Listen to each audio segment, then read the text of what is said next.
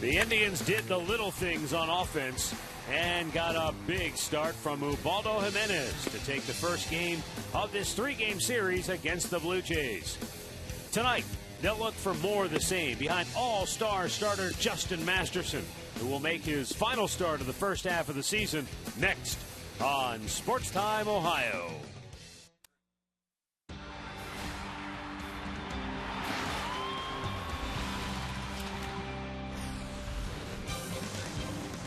On a gray, cloudy evening in downtown Cleveland, the storms have rolled throughout northeastern Ohio and central Ohio as well. But believe it or not, we're all ready to go for baseball on time tonight. Indians and the Blue Jays, game 2 of their 3-game series.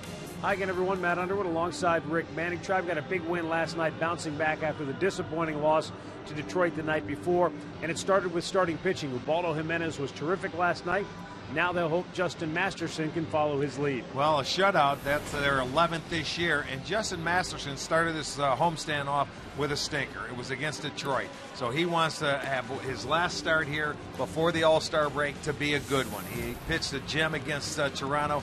This year, he is 4-1 in his career against them, 8-2 in starts at home. He will be matched up with Ishmael Rogers, who is into the rotation, and in 7 starts, 1-2 and a 4.23. He did a decent job for the Indians last year coming out of the bullpen. Rogers now a sinker baller out of the starting rotation for Toronto. He's lost his last 2 starts, though, or 2 of his last 3 starts he's lost, and he's given up 11 runs in those 2 losses. We're back with the play-by-play. Indians and the Blue Jays as Justin Masterson will try to pitch the Tribe to a series win and then possibly a chance for a sweep tomorrow afternoon.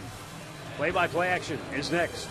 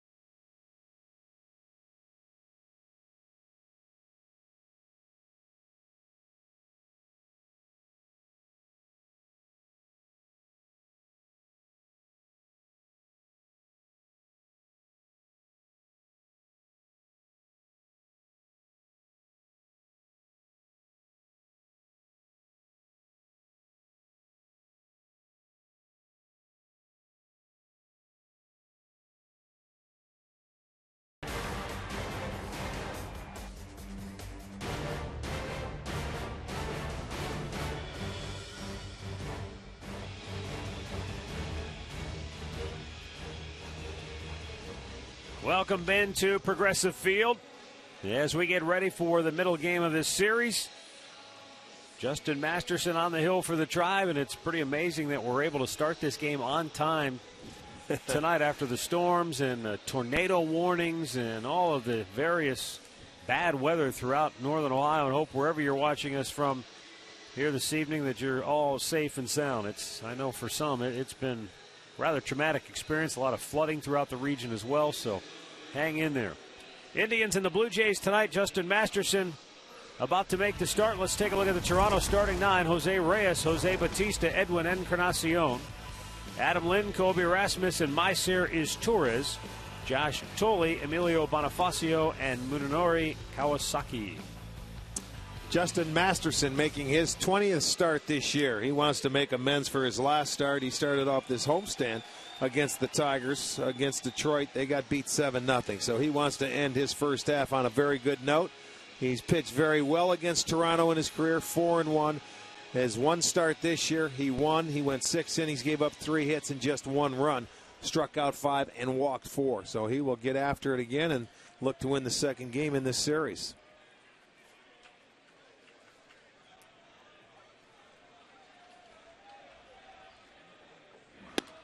Masterson with a first pitch strike to Jose Reyes.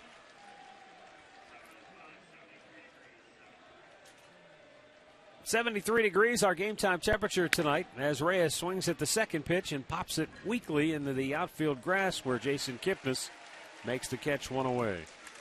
Let's take a look at the key Indians defense behind Masterson tonight. Brantley is in left, Bourne in center, Stubbs is in right, Chisenhall at third, Cabrera at short, Kipnis is at second, Swisher at first with Santana behind the plate.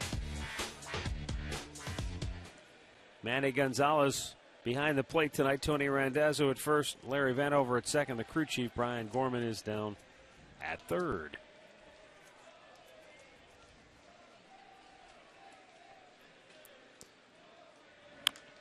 Jose Bautista fouling it up the third base side. Got a section of about maybe 3 rows of diehard Blue Jays fans that I think the other 3 rows are out at the beer stand. I would assume made the trek from north of the border here, and they have been up and cheering like it's a soccer game since last night. There they are.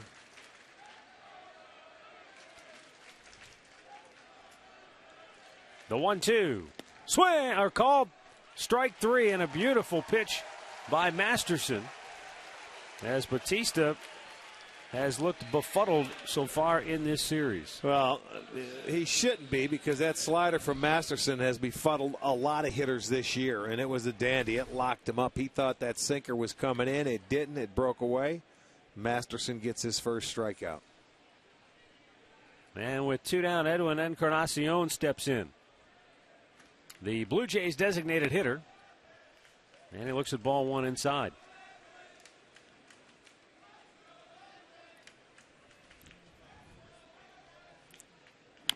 Chops it foul over toward the Tribe dugout. 1-1 to count.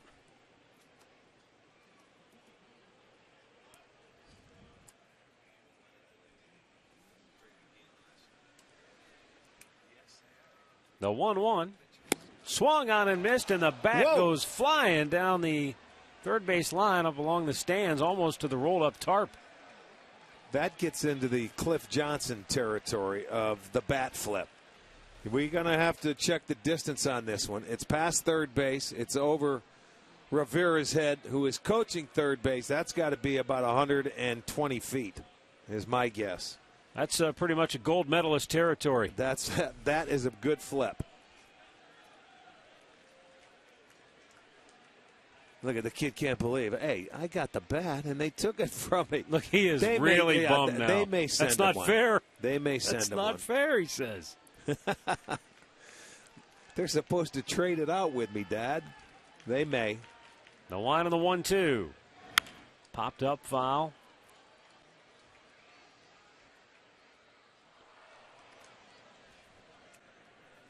Indians with their league-leading 11th shutout last night, and Toronto has been shut out 7 times on the year. Back out of play.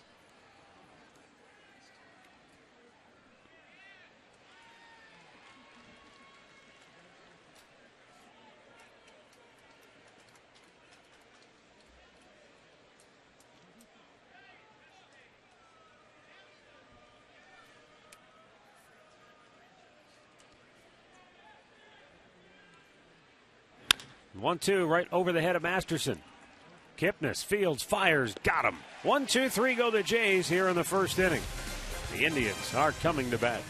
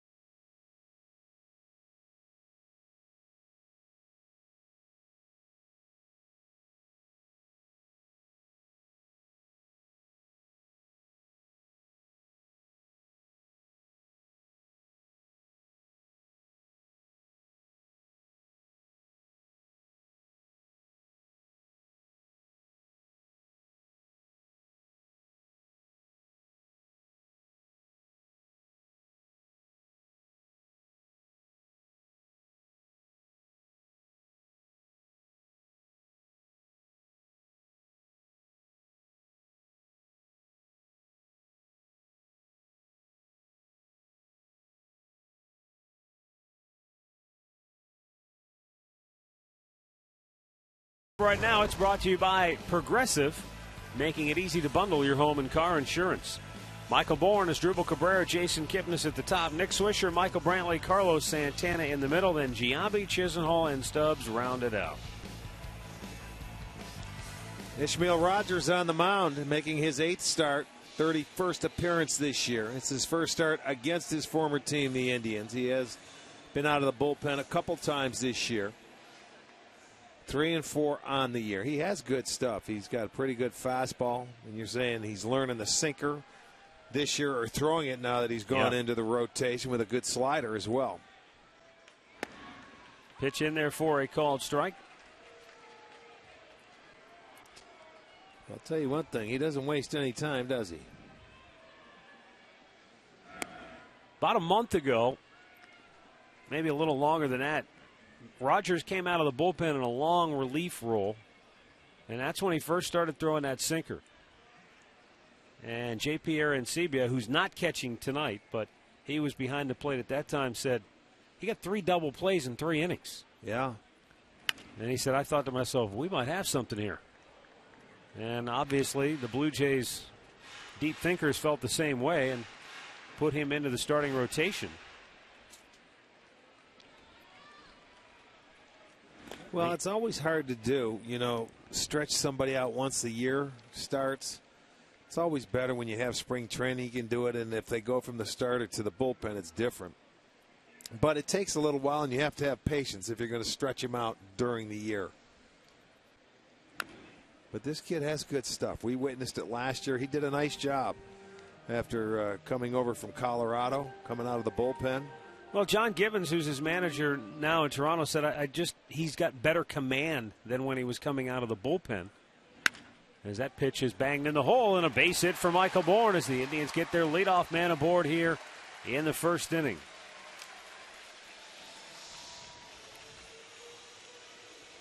With more on the former Indians' transformation from reliever to starter, here's Katie Witham. Well, Matt, that new sinker is actually a two-seam fastball that Esmail Rogers is throwing with what they call kind of a non-traditional grip. He learned it from Toronto pitching coach Pat Hinken, and basically the way that he holds it adds a late sink to the ball that goes down and into righties that is not only tough to hit, but it's even tougher to lay off.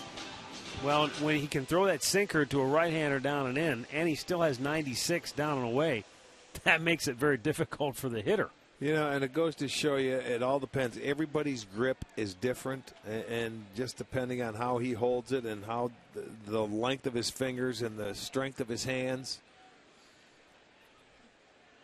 What works for one doesn't necessarily work for everybody. The Indians, of course, have their lineup loaded with 8 left-handed bats. The only right-handed hitter is Drew Stubbs, who bats out of the 9-hole. And John Gibbons basically said, you know, sometimes the mentality when you're a reliever is you just come in, just let it fly. But he said now that he's working as a starter, he says he's pitching more. He's using all of his pitches. And he said the confidence is starting to grow. Well, his problem in Colorado was throwing strikes. And that's where he had his issues, as commanding the strike zone. He came over here and he was throwing strikes and was successful coming out of the bullpen. And that's what you have to be. But now you put him in the rotation, he's got an opportunity. Well, back-to-back singles to start the game for the Indians. Cabrera just reached out, poked it right back up the middle. Well, the table setters do their job.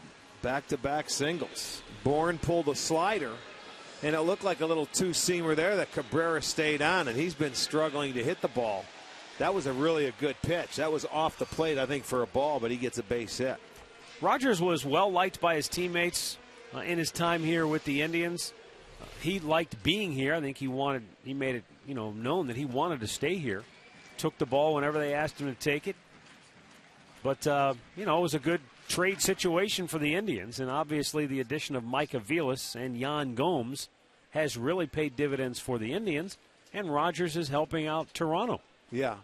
So to this point, it's been a deal that really has worked well for both clubs.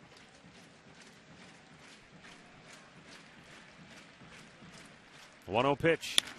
Kipnis bangs it towards second base. Could be 2. Kawasaki to second 1. The relay is in time.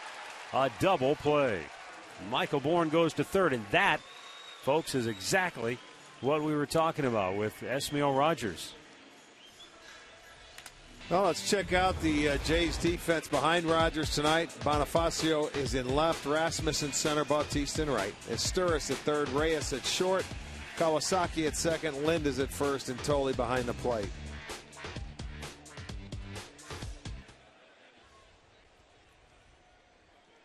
So he gets the double play ball that he desperately needed.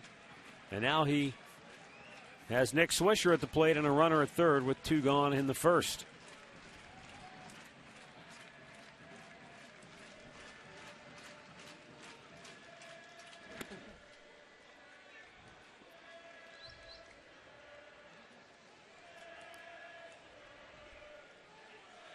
Now Rogers, who you mentioned he was formerly with the Rockies, when he pitched against Colorado this year, he was amped up 6 2/3. He gave up just 2 earned runs in that game. He wanted to show them, and he did. Strike to the outside corner. 1-1 to count on Swisher.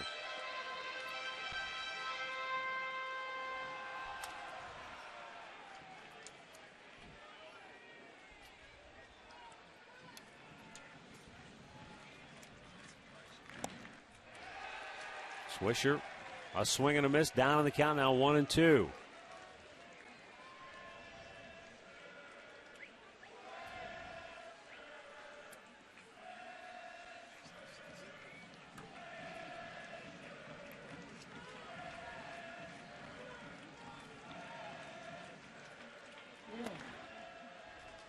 Takes down and in, 2 balls, 2 strikes.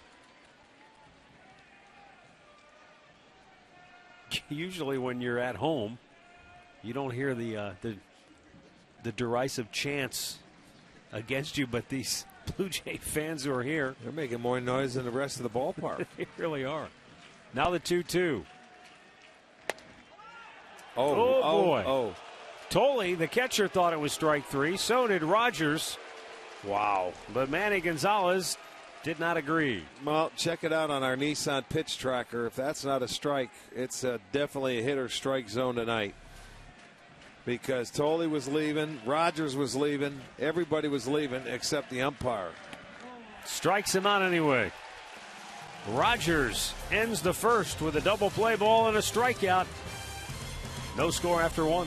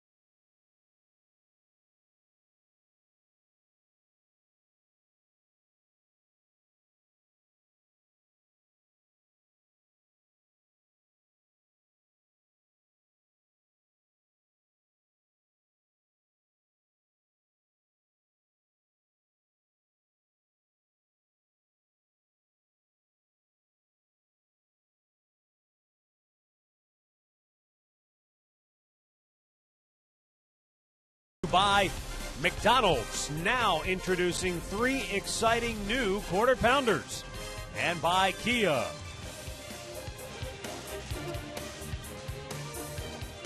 No score after an inning. Adam Lynn, Colby Rasmus, Maicer Izturis due up for Toronto.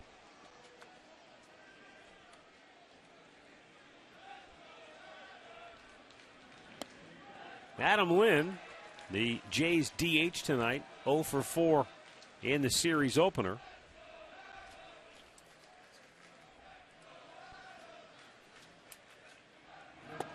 And he takes down low, 1 ball, 1 strike.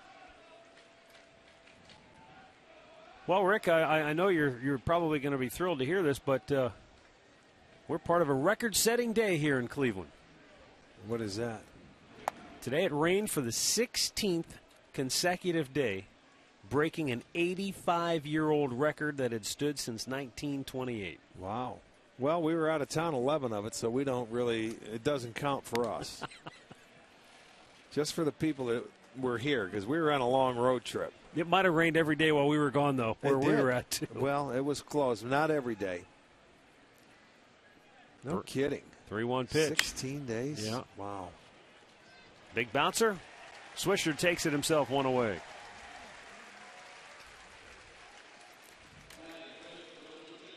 It's tonight's key. Here's our keys to the game tonight. Let's take a look. Masterson finished the first half like an all-star. That would be great to see, and execute on offense, such as they did last night. They didn't have many opportunities last night, but when they did, they took advantage. And play between the raindrops. Down in the dirt, Colby Rasmus, 1 for 4 with a double last night.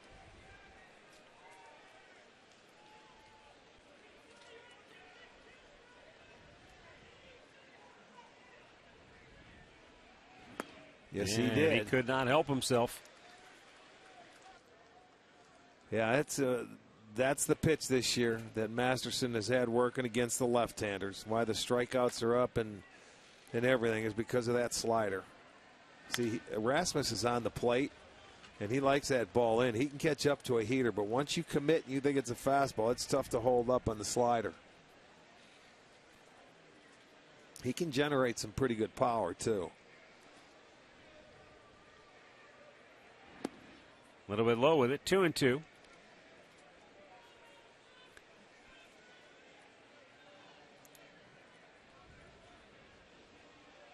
Santana has to adjust his shin guard. Now ready to go.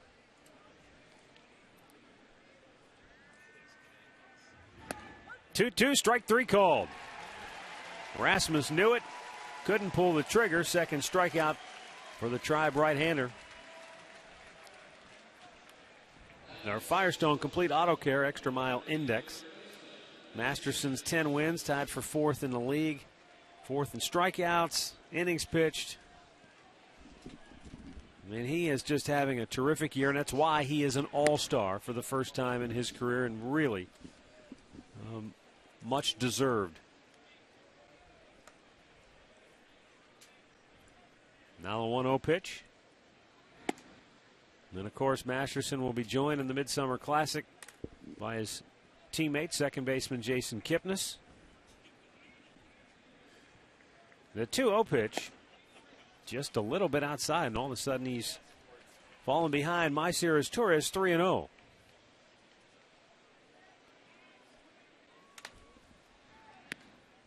He walks his Torres on 4 straight, so the former Indians farmhand is aboard with 2 down in the second after he went 3 for 4 in last night's series opener.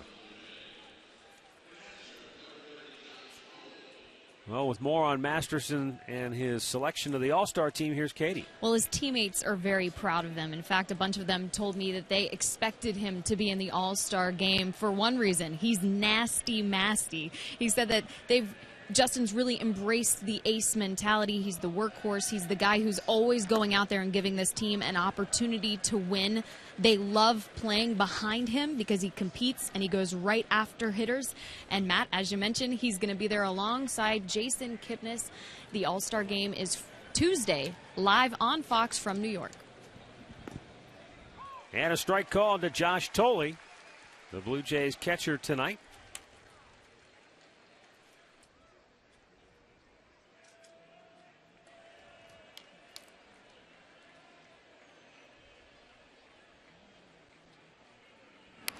Fouled back. And that one in and out of the seats. In and out of the empty seat, hopefully. Yeah, it was in and out. It went back onto the field.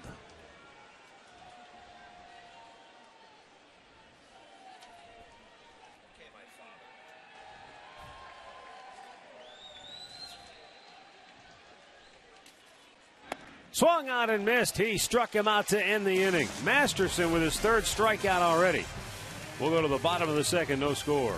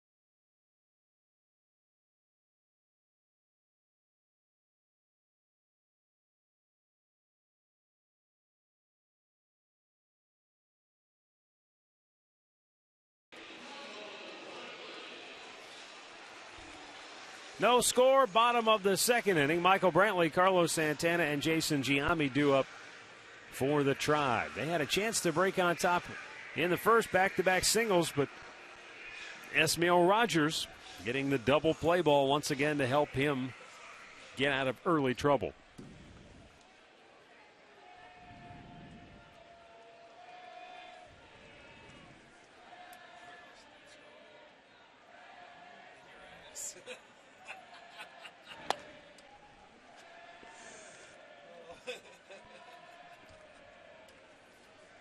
Brantley, 1 for 3 with an RBI last night.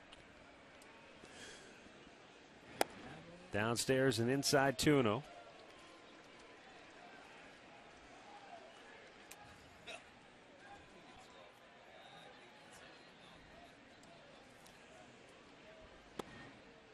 Called a strike, but I don't know.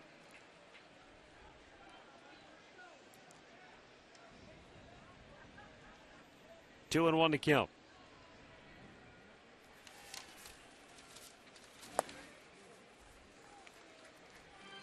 In his last start, Esmail Rogers was bombed from the get-go against the Detroit Tigers, and Rogers said afterwards he knew he was going to be in trouble because he said, I just had a feeling working in the bullpen, warming up, that it wasn't going to go well.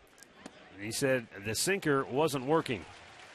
And as I mentioned, I mean, that's become a huge weapon for him, and he said, during the bullpen I felt my sinker was not working well, and the Tigers hitters jumped on him.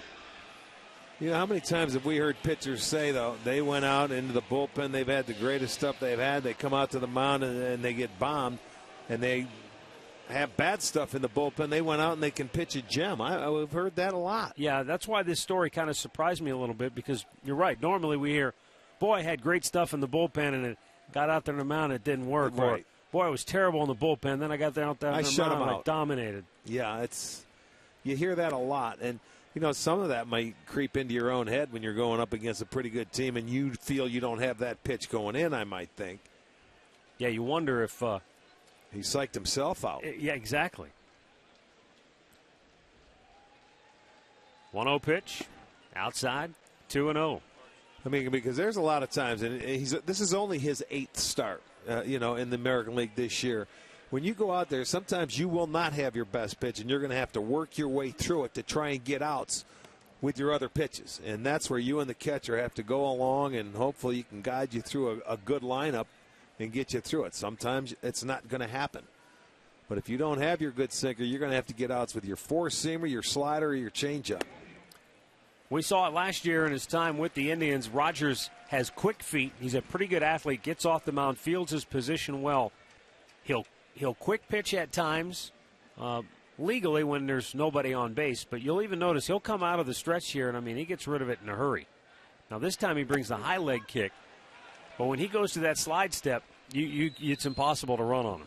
Well, the funny thing, and he's coming out of the bullpen, if you notice in the first inning, he had a man on third base and 2 outs. He went from the full windup. Yeah. He wasn't even out of the stretch. And coming out of the bullpen, most guys, they all go from the stretch when they have guys on base. He walks Santana. Back-to-back free passes now to start the second inning. He gave up 2 singles to start the first. The double play ball got him out of it. Now they've got their first 2 on again here in inning number 2.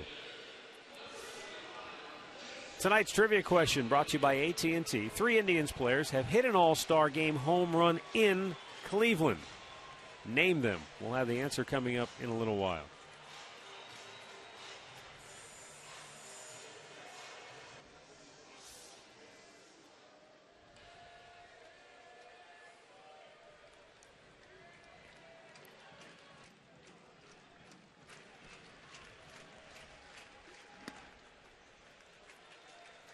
Jason Giambi.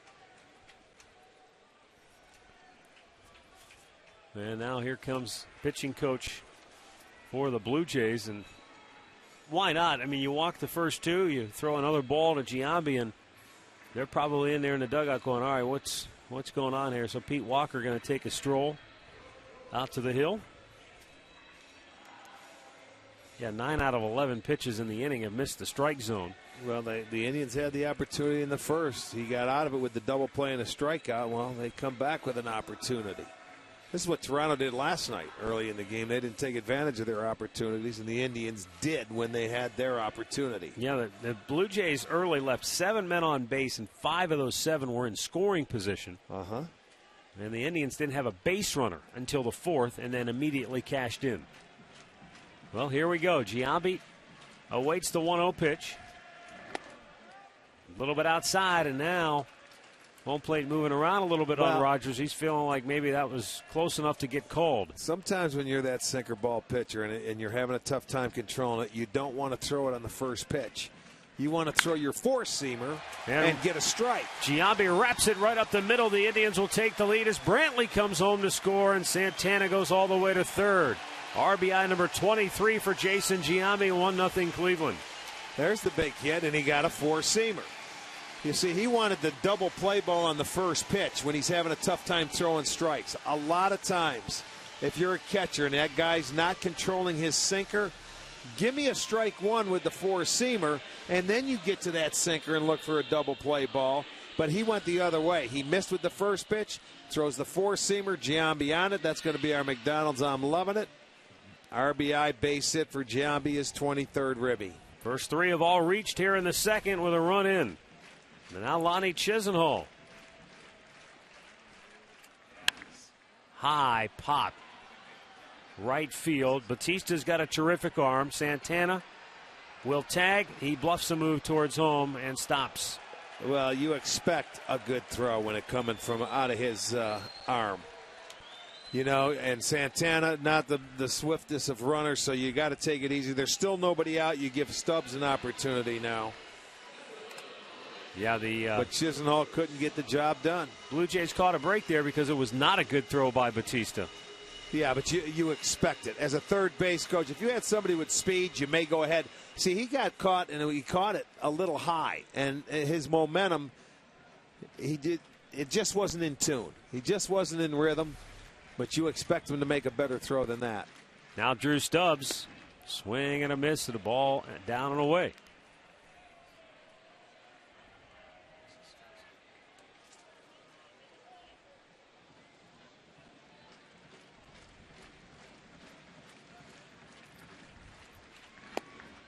Same pitch, this time called a strike, though it looked low.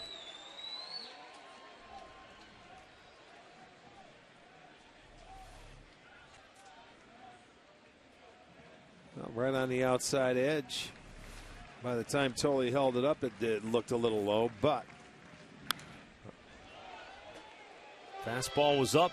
Stubbs fouls it back.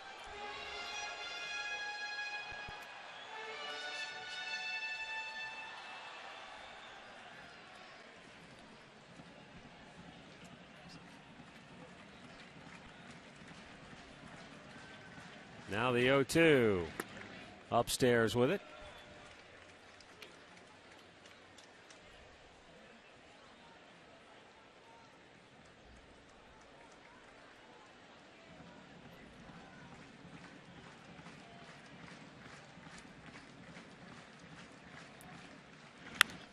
Popped him up, foul, out of play. Count stays at 1 ball, 2 strikes.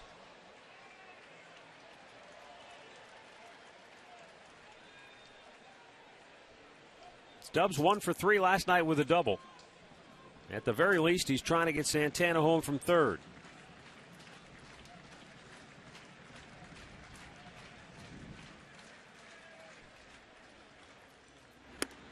Ran it in off the plate. 2 balls, 2 strikes. That may be a purpose pitch here to go down and away with his slider right now.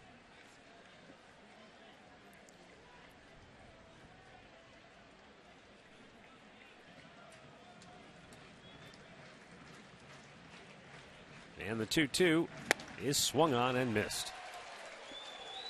Key strikeout for Rogers. 2 down here in the inning.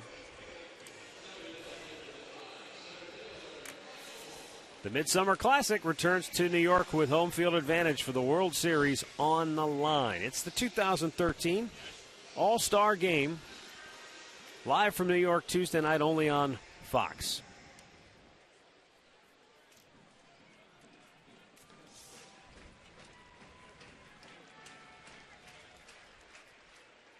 Blue Jays will be well represented in that All-Star game as well. Right fielder Jose Bautista. First baseman Edwin Encarnacion. Not to mention pitcher Brett Cecil and potentially Steve Delabar. The 1-0, and Bourne takes a strike. 1 ball, 1 strike now the count. With first and third and 2 down in the inning, Indians open it by getting their first 3 aboard. 2 walks and then an RBI single by Giambi, but a shallow fly, a strikeout, and now Michael Bourne with a 1-1 count. Well, in his ratio right now, he's lucky to be where he's at, just 1-0, down. He's thrown more balls than he has strikes. Over 40 pitches in the 2 innings, and they've had a share of base runners. He gets out of this giving up 1. That'd be a tremendous job. 1 hopper to short. Reyes will flip it. The inning is over. So the Indians get 1, but they leave a couple stranded. And after 2, 1-0 tried.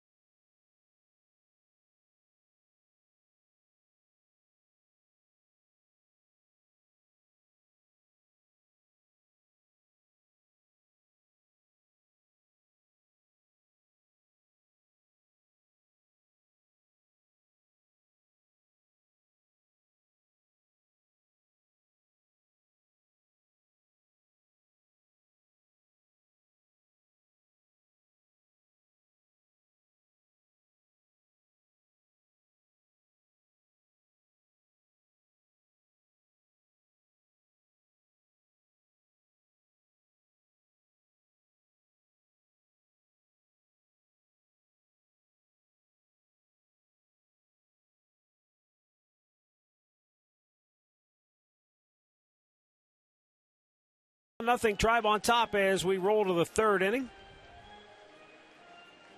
Emilio Bonifacio, Munenori Kawasaki, and Jose Reyes due up for Toronto.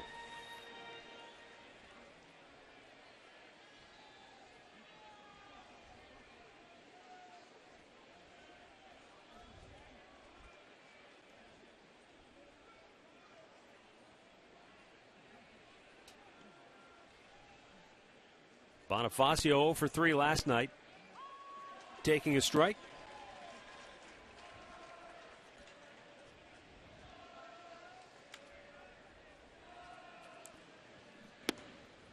And a good 4-seam fastball. Straightens him up 0-2. I think this guy's in the outfield because they want the left-handed bat in there against Justin Masterson because right-handers hitting just 182. So Rajai Davis, they maybe felt that this guy has a better chance against him.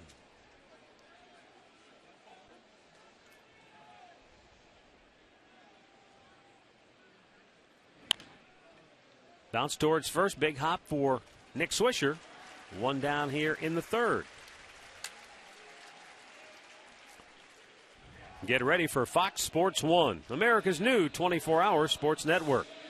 Fox Sports 1 will be your home for live sports, news, highlights, and shows that only Fox can bring you. America's new sports network is Fox Sports 1, coming August 17th. Already 5-0-2 or 1-2 counts for Masterson as he is getting ahead and putting Blue Jays hitters away. He has struck out 3. Munenori Kawasaki went to the front of the box, faked the bunt. Did he offer at it? No, he did not. 2-0 the count. Kawasaki very popular in the clubhouse here in Toronto, as he was in his time with Seattle. He's very excitable, high energy. Well, animated. We had him, a couple of times in the on-deck circle, flapping like he was a bird, and it was actually comical to watch. Well, and Eric Wedge said, he's consistent. He comes to the park every day with that kind of energy, and that's why the players have taken to him. Our great clip of the game from yesterday, Ubaldo Jimenez with 6 shutout innings of work. His 7th win on the year. Great clips. It's going to be great. Oh, yeah, you look at Ubaldo this year and you look at Masterson. Those two are right now 17 and 11 on the year. Last year, those two were 20 and 32 between the two of them. So they've turned it around in the first half anyway.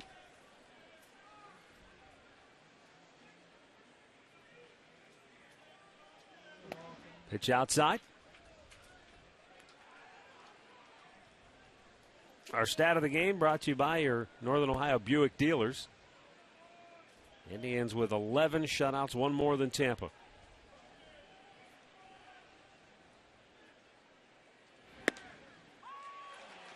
Reyes couldn't pull the trigger, doesn't like the call, 1-1.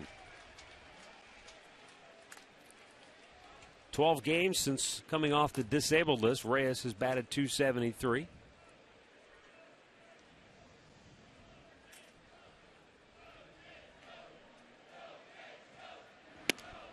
Did he?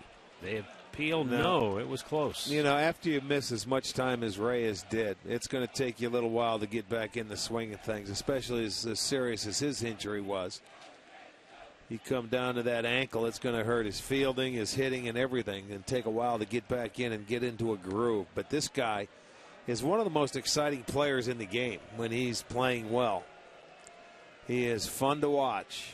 He can do it on both sides of the ball, a tremendous arm.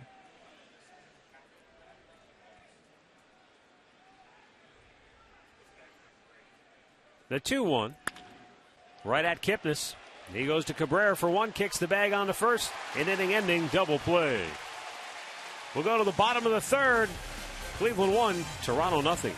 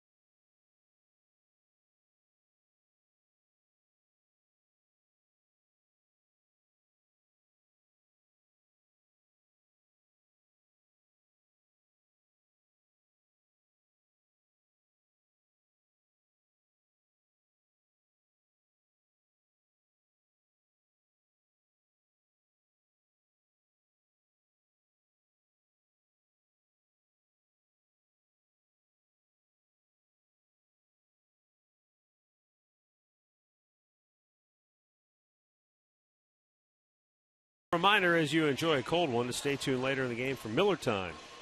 Brought to you by Miller Lite.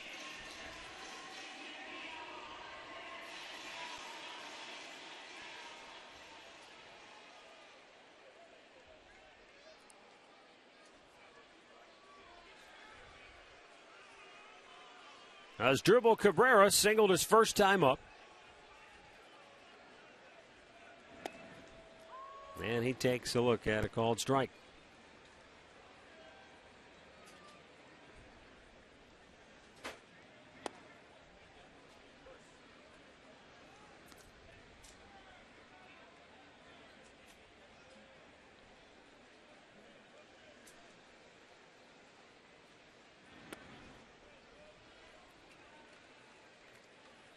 With the fastball and the breaking ball, he was very effective as a reliever for the Indians. But the one thing that, is true of his fastball is, even though he can get it up there 95, 96, it's pretty true. And it's pretty straight. So that sinker is really giving him a weapon. Well, it gives him another pitch for hitters to have to sit on or be careful about. It's not like you have to throw it a lot or more times than your fastball. He was only throwing 39% strikes before that visit. He walked the first two guys last inning, and then Walker came out and talked to him, and he seemed to settle down a little bit.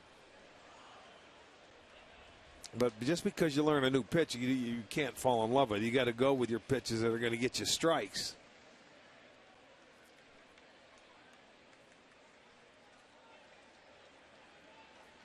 The 2-2. He strikes out Cabrera. Third strikeout for Rogers. One down here in the third inning. Well, swing for the fences with the new Home Run Derby mobile game from MLB.com. It is available on iPhone and iPad, and you can download it free today.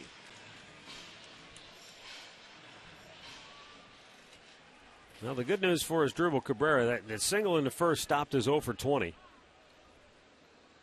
But second time up, he goes down swinging. You can see Rogers has already been stopped twice now by the umpire because he gets the ball and he's ready to go. Kipnis did call timeout. I was a little surprised he gave it to him. He didn't have to, I don't think, at that last time he did. Kipnis had his hand up, but he didn't get out of the box. There can't be a faster worker in the game. And as fast as Mark Burley is, Rogers gets it, and I mean, he's ready to come right back at you. Bingo. You think he has anything to do with it? Talking to him, being a starter there.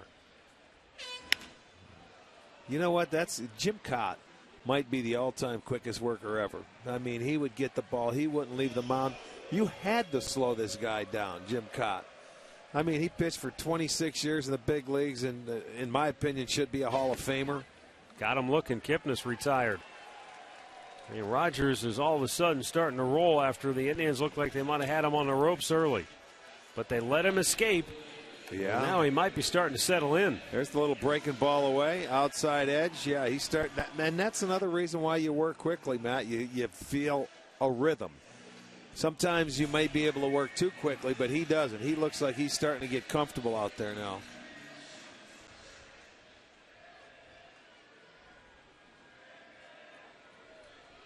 Nick Swisher struck out his first time up.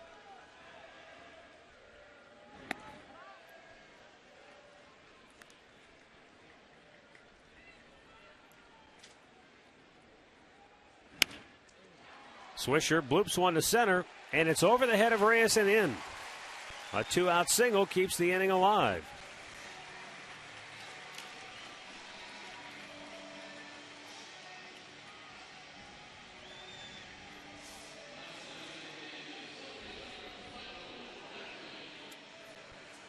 It's going to bring up Michael Brantley. Walked and scored the Indians' only run in the second.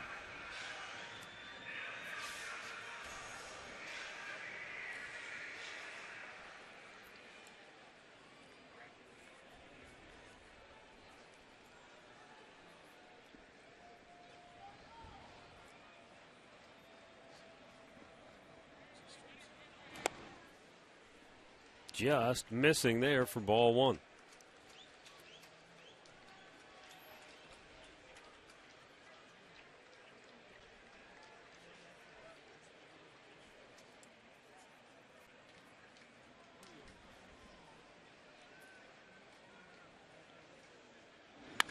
Brantley pulls it foul. Yeah, not too often will you see Michael take a swing like that. I was thinking so he was fooled. So that was a good pitch. He's been locked in. He's been swinging it very well. He's been staying back on the ball, seeing it really well. And for him to take a swing like that, it had to be a great pitch.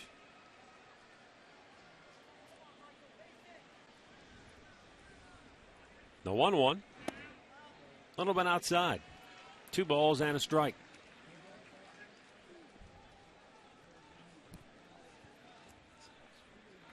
Brantley 6 hits in his last 10 at-bats, including a pair of homers and 6 driven in.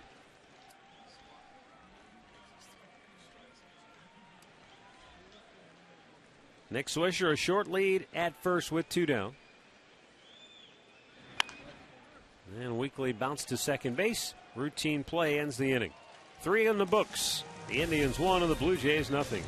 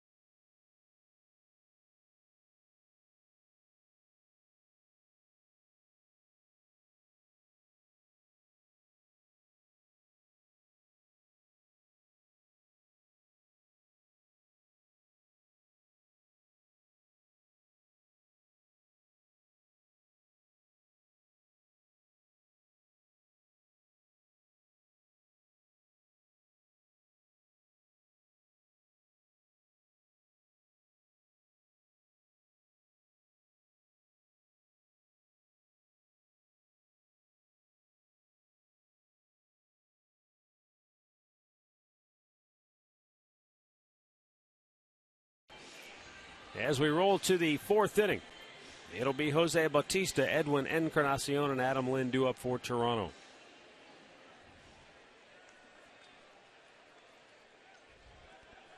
Bautista called out on strikes his first time up.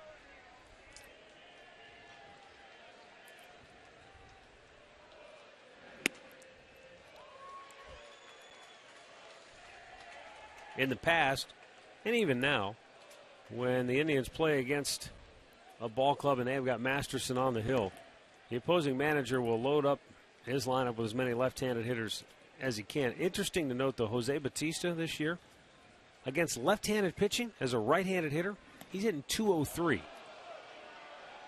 He's at .276 against right-handers. Likes the ball going away from him. Likes to He's quick on the inside, though. He is quick. But as you mentioned it, he has not looked too comfortable at the plate. This is about as bad as we've seen him swing it. But it's only the first game and a half, and he could strike at any time. But, his body English or language didn't look real good last night against Ubaldo, who he has had his problems with. And this is not an easy job to face this guy. Look at, he is staying in there. 3-1 the count. Two-seam fastball has a lot of run on it. Masterson has hit, 10 guys, I believe, this year. And, he's not afraid to go in there. Missed down low for ball 4. Leadoff walk. And we'll go back to the Hyundai Studios for an in-game update with Al Pulaski. Hey, Matt and Rick, let's go to Motown. White Sox taking on the Tigers, and here in the bottom of the first inning, Prince Fielder, a 2-run homer. That's his 16th of the year. It gave Detroit a 2-0 lead. They now lead it 3-1, bottom of the third inning against the White Sox. Matt? Well, they probably needed that because they got smoked last night. Late in the game, Justin Verlander collapsed, and the White Sox put a beat down on Detroit. Did you see the White Sox had 23 hits in that game? It's hard to believe. It really is. Rios was 6 for 6. I mean, it's hard to believe, period. And then you add into the fact that it was Justin Verlander on the hill against him. Yeah, he was, I think, the first guy to get 4 hits off him.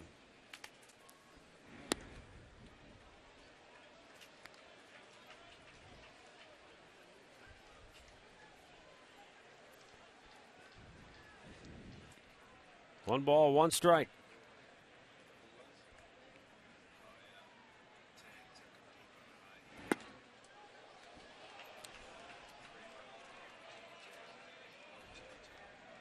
Well, that was called a ball, and it's 2-1.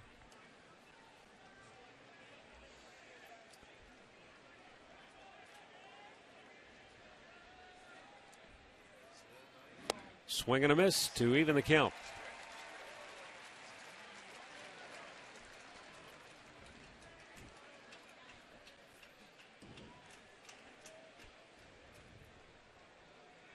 Blue Jays have had 3 base runners tonight, all via the walk.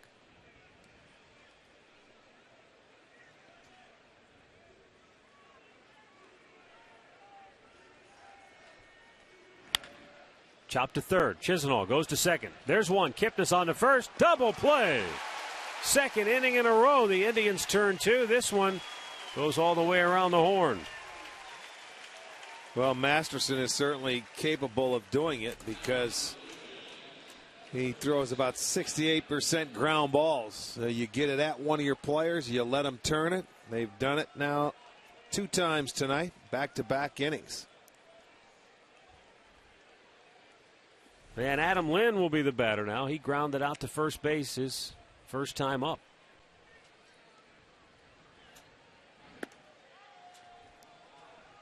Blue Jays are now just 2 for 20 with a runner on base in this series.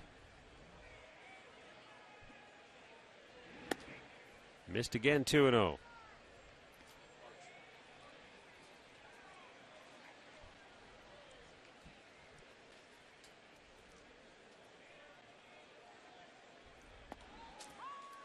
At the knees, outside corner, 2-1. So far in the 5 games that the Indians have played the Blue Jays have grounded into 7 double plays. Doubles up, it's 2-2.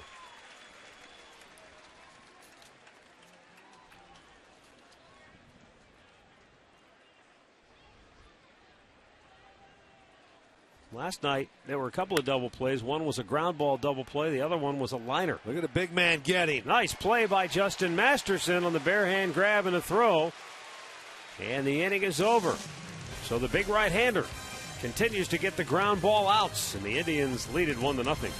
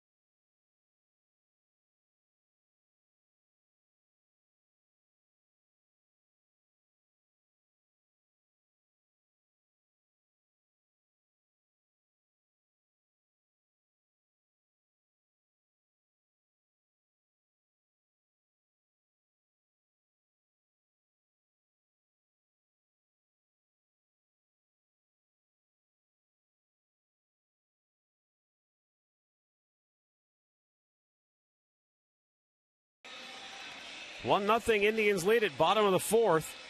Santana, Giambi, and Chisenhall due up for the Indians.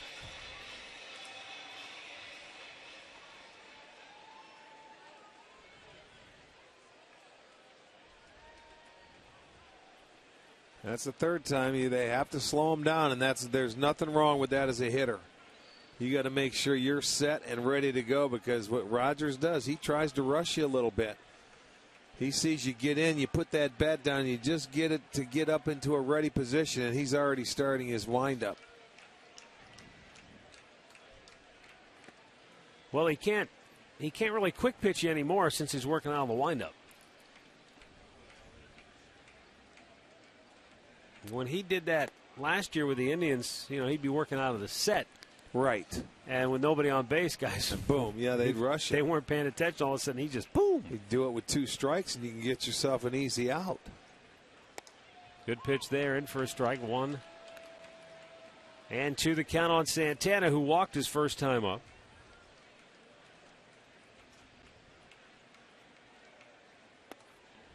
And he strikes out here. That's 5 Ks for Rogers.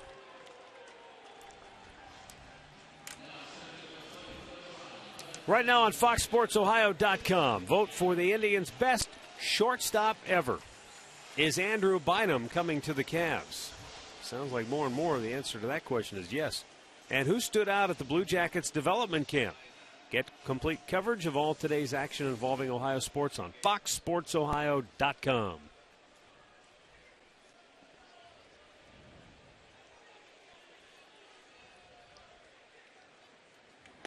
Jason Giambi looks at a called strike.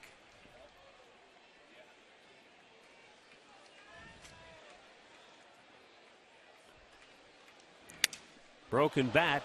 Barrow goes hurtling out towards second base, but Kawasaki was about 20 yards away from that with the shift on, so he's able to make the play for out number 2. If he's standing at a normal second base spot, he'd have had to avoid the bat and then go get the ball.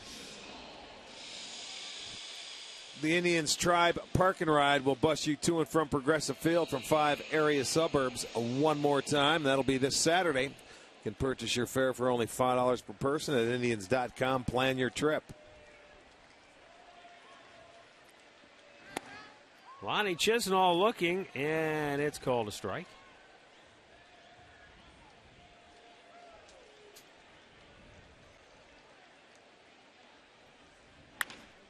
Hit hard but foul, first base side.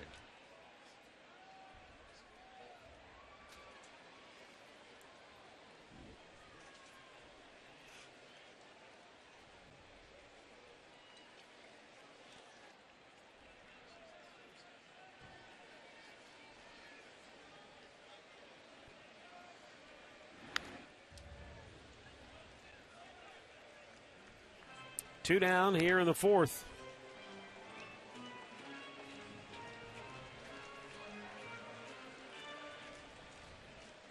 Esmail Rogers trying to set him down 1-2-3 for the first time tonight. Chisenhall stays alive.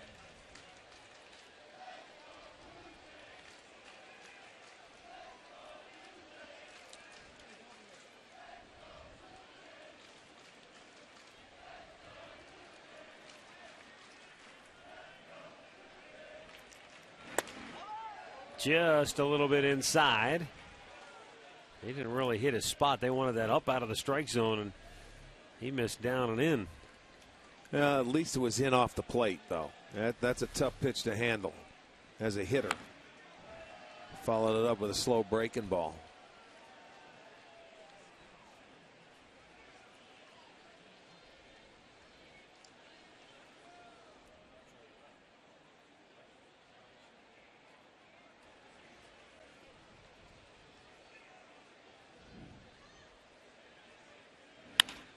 And a hard ground ball to first. Big hop for Encarnacion. He'll go himself.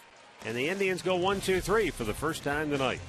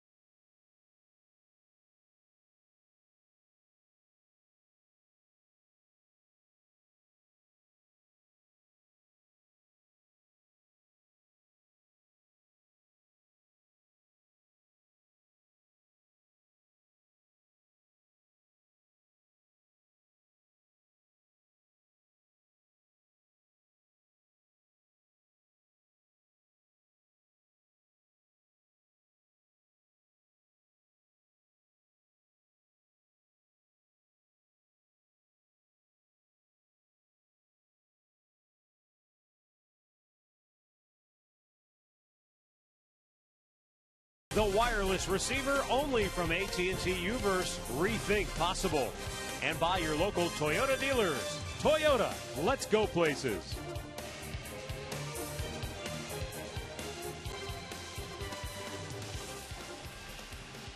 One to nothing in favor of the Indians.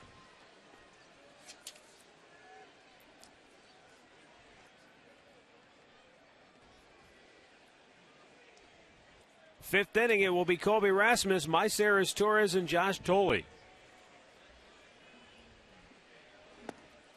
Little bit outside for ball one.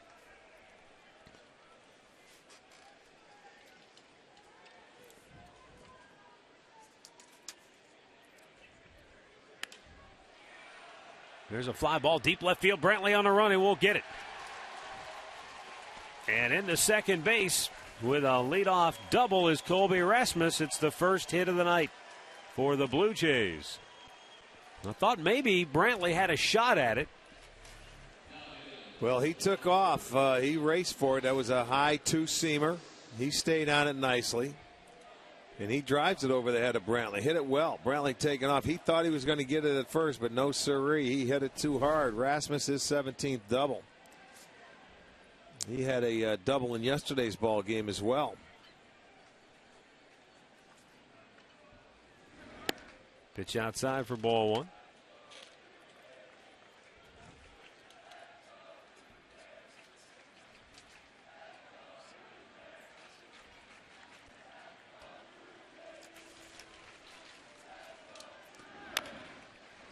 Little chopper, he pulls it foul, and it will stay that way.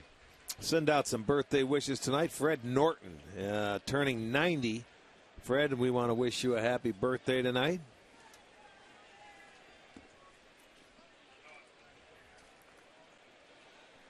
This is where the Blue Jays have struggled to this point in the series. They have not been able to take advantage when they've had people on base.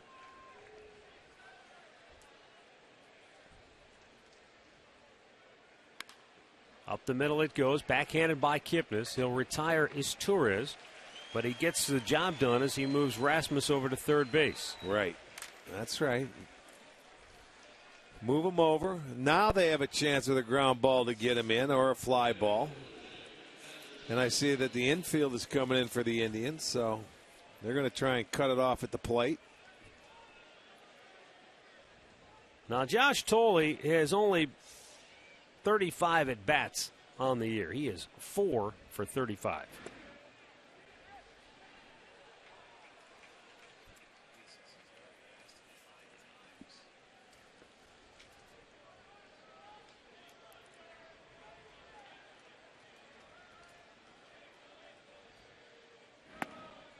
Two and 0.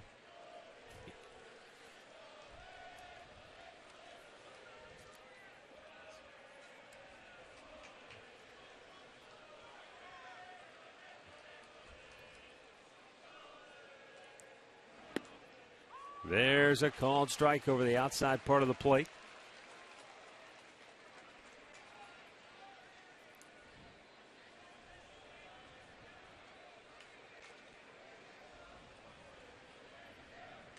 And the 2-1 pitch. He misses, ball 3.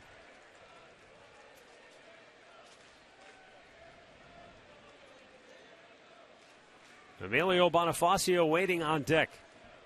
With Rasmus at third and one down, the 3-1 pitch is fouled out of play, a full count.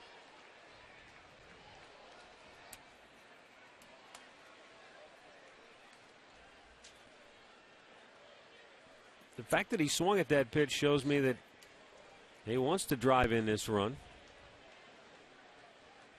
See if Masterson can take care of him here on the full count. Payoff pitch. He shoots it foul, stays alive.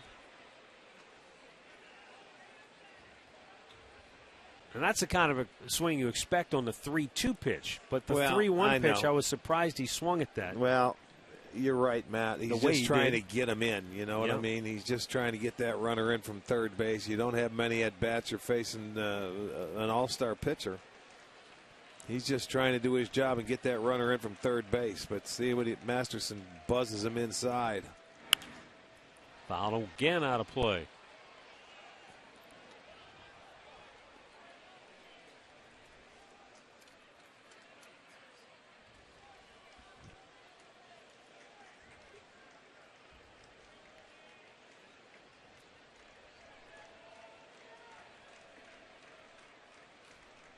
Wants the slider here.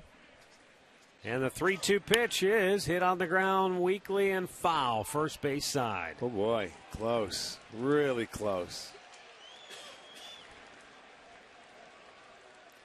That would have been a thing of beauty. Swisher was right there on the line.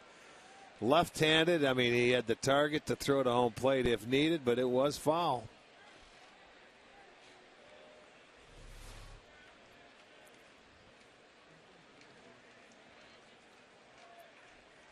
So the count remains 3-2.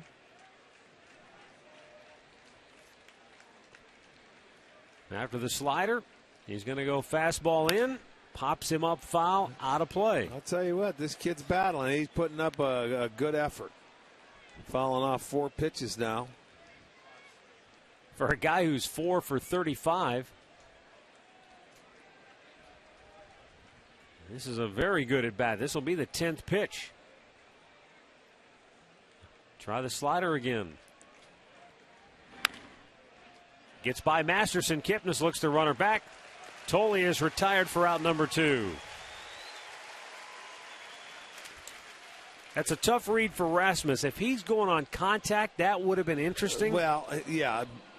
But he sees Masterson almost catch it, and he's a lot of times that coach will tell you, make sure the ball goes through or gets past the pitcher. Right on. You know, so he wasn't going on contact, or he would have been off and running, even if it was at the pitcher. And then when you have the catcher hit, running, you're not going to get into a rundown. So they're going to have to do it now with 2 outs. Well, Emilio Bonifacio grounded out his first time up, but after a lengthy at bat, see if Masterson can take care of Bonifacio. Sometimes you'll see a guy go 10, 11 pitches, and it's almost like a natural letdown facing that next hitter. The 0-1 swung on and missed, but there's no letting down here. Good fastball off speed pitch, 0-2 the count.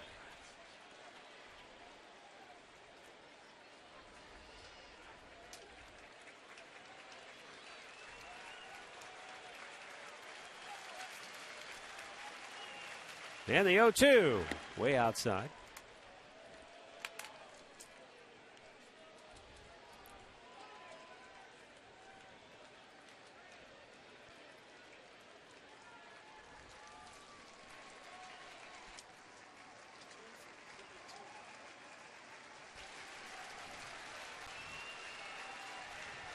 Another slider coming.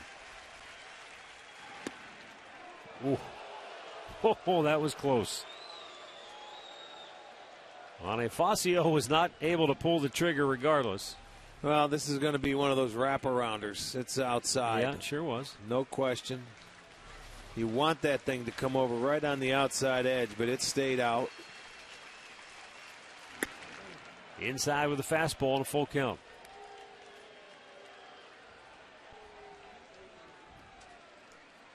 Making a lot of pitches here in this 5th. After the leadoff double by Rasmus, he's had to work hard.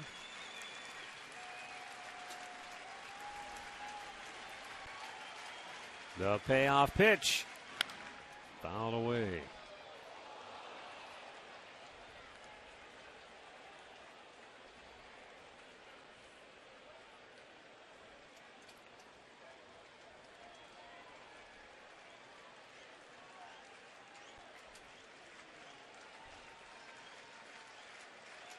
So after a 10-pitch at bat with Tolle, this is pitch number 7 out of Bonifacio.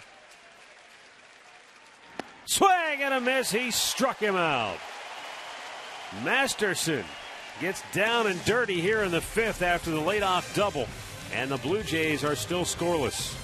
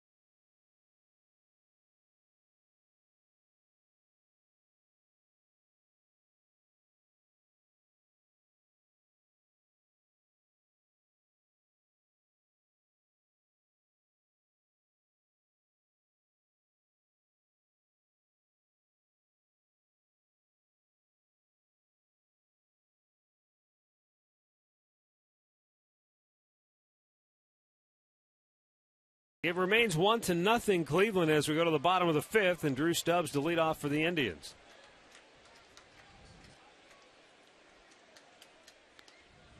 And a slider in there for strike one. Tell you, Rogers has settled in after he was able to get out of that second inning.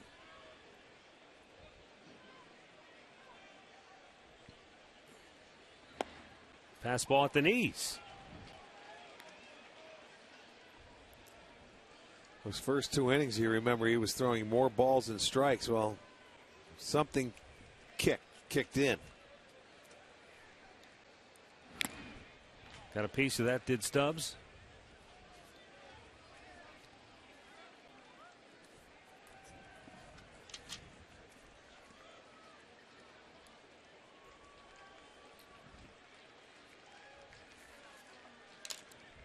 Drew struck out in the second inning, unable to get that run home from third. Fouled out of play.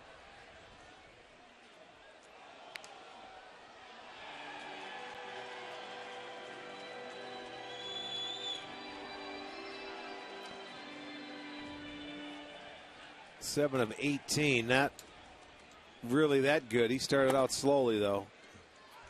Stubbs out looking. That's a half dozen strikeouts for Rogers. And he's set down 5 in a row. And we'll get the answer to the AT&T trivia question now. Well, we know Sandy Alomar did it. And Al Rosen, maybe? Larry Doby and Al Rosen. Yeah, you were on it. 54, okay. Al Rosen, a pair of them. How Not a about that? baby.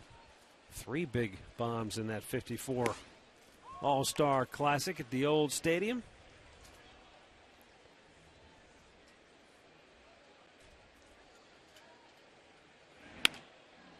In the air left field, right at Bonifacio. 2 down. If you want to be the next Fox Sports Ohio girl, go to girls.foxsportsohio.com and submit an application. You just have to be born and raised in Ohio, and the casting call for the next Fox Sports Ohio girl ends July 24th. 2 gone for Asdrubal Cabrera, who snapped an 0 for 20 slump with a single in the first. Struck out his last time up.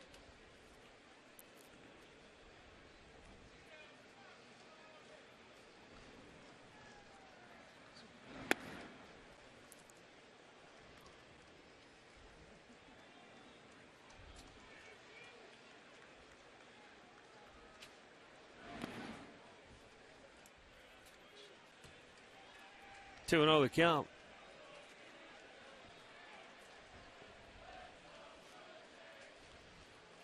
$80 pitches for Rogers, and 48 of the 80 have been strikes.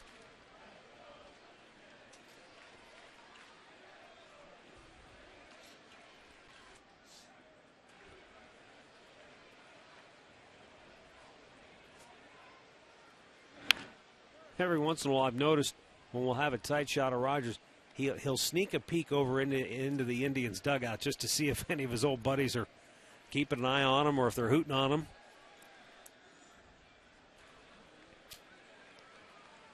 Now the 2-1. Down low, 3 balls and a strike. He wanted that one. And now Cabrera's sitting pretty.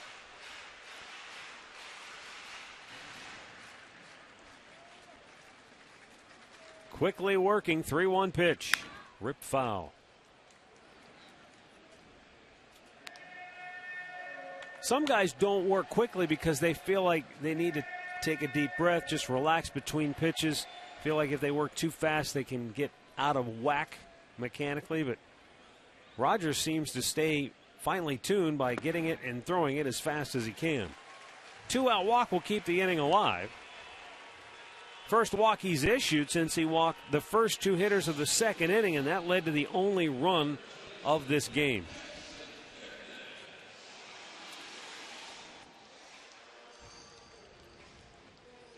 Jason Kipnis, after the first 2 Indians singled to start the game in the first inning, he hit into a double play that wiped out a potential threat there. Struck out his last time up.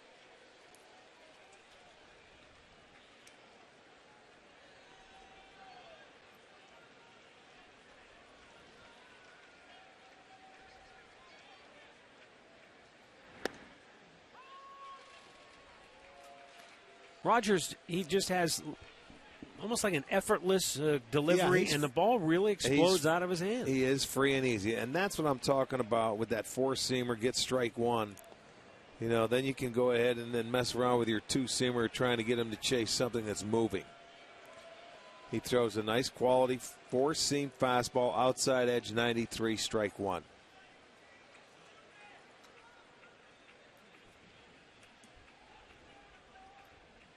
The 0-1 pitch up high. Well, the grounds crew has done a fantastic job, and they have been fighting uphill. As I mentioned, it's rained 15, 16, whatever it is, consecutive days here in Cleveland. And, and as good as this field drains and as much work as they put into it, Rick, you wonder if the saturation level isn't to a point where the footing just isn't ideal. Well, it very well could be. I'll tell you, the ground crew, you got to give them an old tip of the cable cap. They've been outstanding. They've had to weather the storm, man, and these fields now, they drain so well. But you're right, the dirt it looks a little more moist than normal, and it could be. I mean, we'd have to. I don't know if it's caking up on the cleats of the players or not. I don't think so, but it may not be ideal conditions. The fast track, as we call it. Swing and a miss by Kipnis, and I think on the follow through he might have clipped. Josh Tolley. That's the second time that's come off. I don't know what that piece is. Let's see. Ooh. They got him right on the squash. Right on the button. I don't know what that piece is either. Hope it's not part of his head. It's part of my skull. Here, let me flip this aside. I don't need that. That's for the second time tonight. So a 2-2 count with Cabrera at first. And two down in the bottom of the fifth. Right at the shortstop, Reyes. He'll go to first. The inning is over. 5 complete. It remains Cleveland 1, Toronto nothing.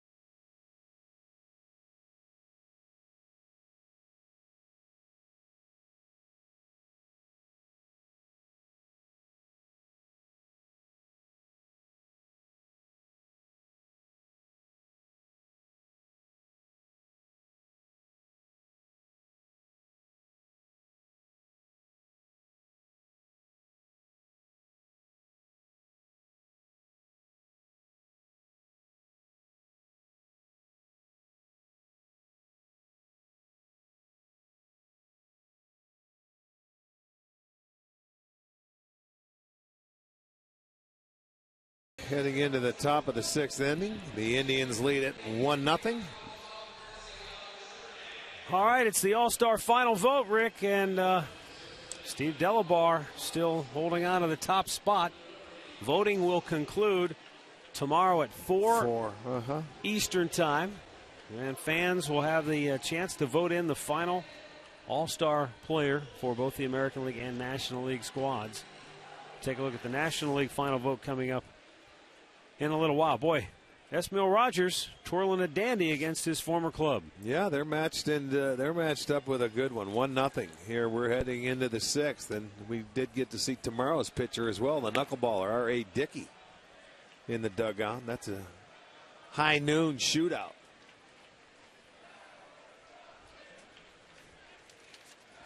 Indians will be sending Danny Salazar, the rookie, out against the veteran knuckleballer. To make his major league debut. That'll be fun tomorrow for him. It will. 1-2 the count. Rick, the Indians have now pitched 14 scoreless innings against Toronto. They've gone 15 straight without scoring a run, dating back to their game against Minnesota.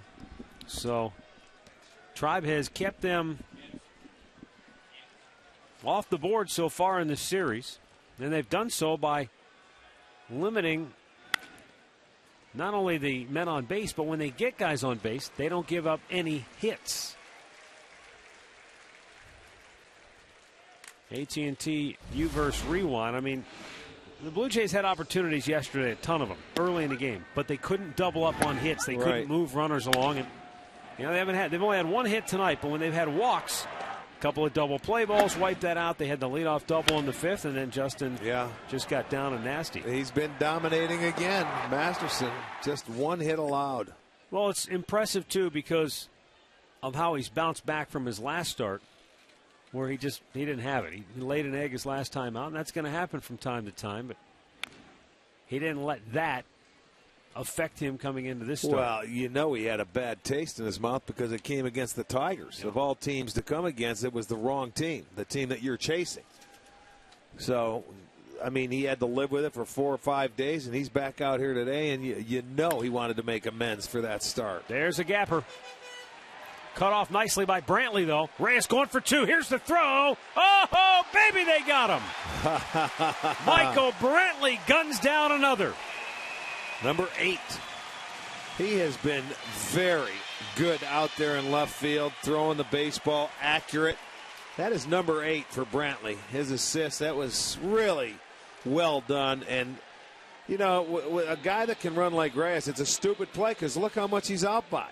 That was 10 feet, easy. Just a beautiful play. Brantley throws a strike. Kipnis sitting there waiting. Could have had a cup of coffee. He could have. It's like, let me put this ball down here. Let me take my glove off. Well done. Let me adjust myself. Okay. Look at that. That's very good. When you're tied out there with Alex Gordon, who's been the best in the league over the last few years, that's saying something. Michael's been outstanding. Man, it might also be telling you something about the Blue Jays pressing a little bit. They've gone 15 innings without a run scored. And yes. Well, you know what happens? Oh, this is a guy that can run. He automatically thinks he's going to beat it out. Well, I'll tell you what. Michael's done that all year long. Looked like he was in there asking his teammates, what did you guys see that I didn't see right there? Because he was out by 10 feet. Yeah, it was an ill-advised time to run, but as you say. And that's in their scouting report. That every player, when they get the sheet, Brantley can throw. Don't run on this guy because Brantley he's got a lot of assists. Well, it's a 1-0 ball game, and you're Wow. Masterson carves up Batista, his 5th strikeout of the night. Brantley guns down Reyes. The Indians keep him off the board.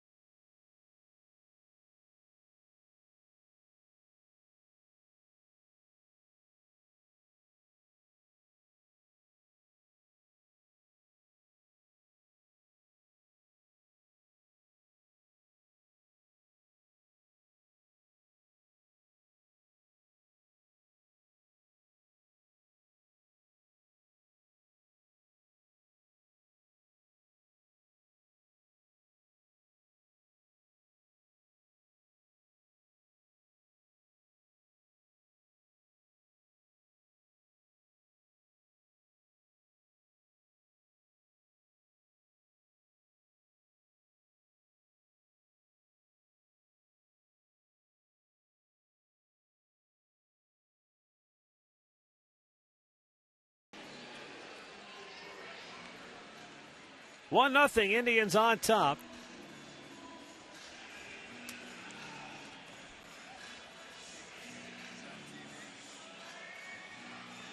And for the Tribe here in the bottom of the 6th inning, it will be Nick Swisher, Michael Brantley, and Carlos Santana.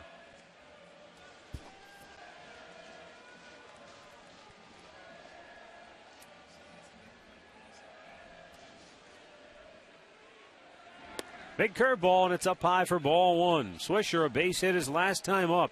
It's the last Indians hit in this game. It came with 2 outs in the 3rd.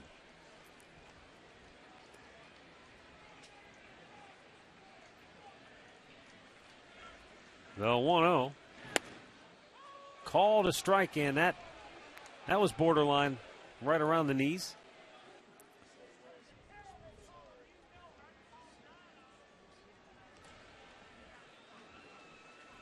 Now the 1-1. Swung on and missed. Chased one out of the zone. Second time tonight he's been able to get Swisher to swing at that breaking ball down and in after going inside.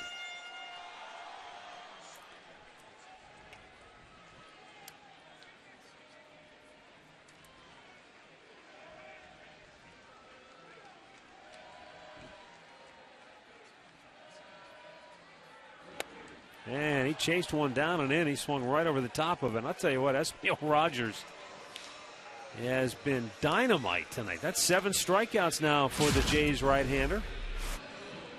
And our in-game recap brought to you by your Northern Ohio Toyota dealers. The only run of this game coming in the 2nd on Jason Giambi's RBI single. And it looked like the Indians were going to knock Rogers out of the game. Back-to-back walks. The single by Giambi. First 3 all aboard, a run in. And then he has allowed 1 hit since as Dustin McGowan loosens up. Michael Brantley taking a strike, and he has been in a matchup with Justin Masterson tonight. Masterson's given up just 2 hits in the game. That time, Tolley, the Jays catcher, called for timeout. Rogers in potentially his final inning of work here tonight. Misses down low, 1-1. Tigers lead the White Sox 5-3. They're in the 5th in the Motor City. The Indians beginning the night 2.5 back of Detroit in the AL Central.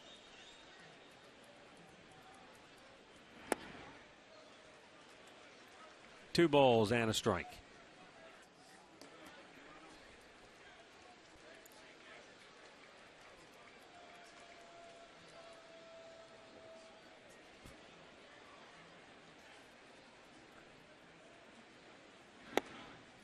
And a strike on the outside corner. Evens it up at 2-2. You know, as off as he was in the first 2 innings, he's up there right around throwing 60% strikes now, which is incredible. He found something. Brantley lines it to right field, but in comes Bautista to make the catch. 2 down.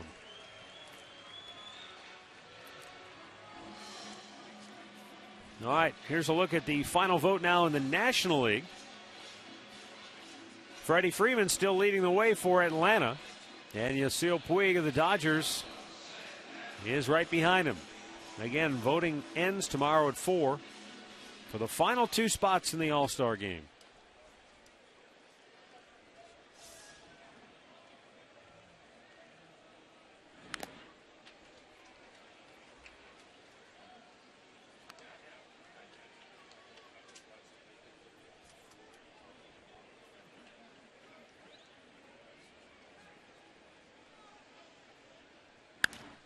High, towering pop just beyond the infield.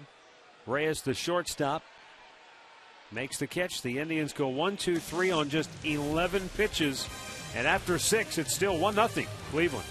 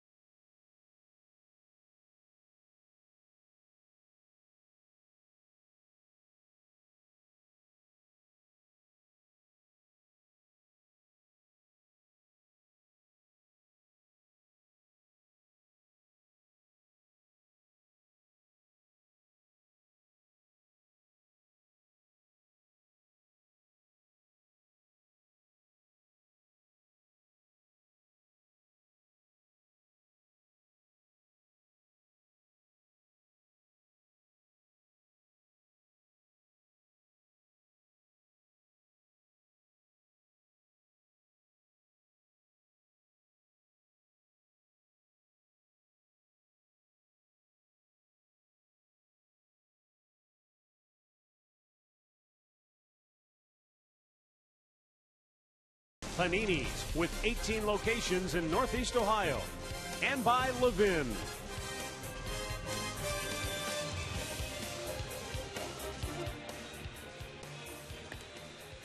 All right, you get a look in at the ballpark tonight from our Panini Cam, brought to you by Panini's Bar and Grill.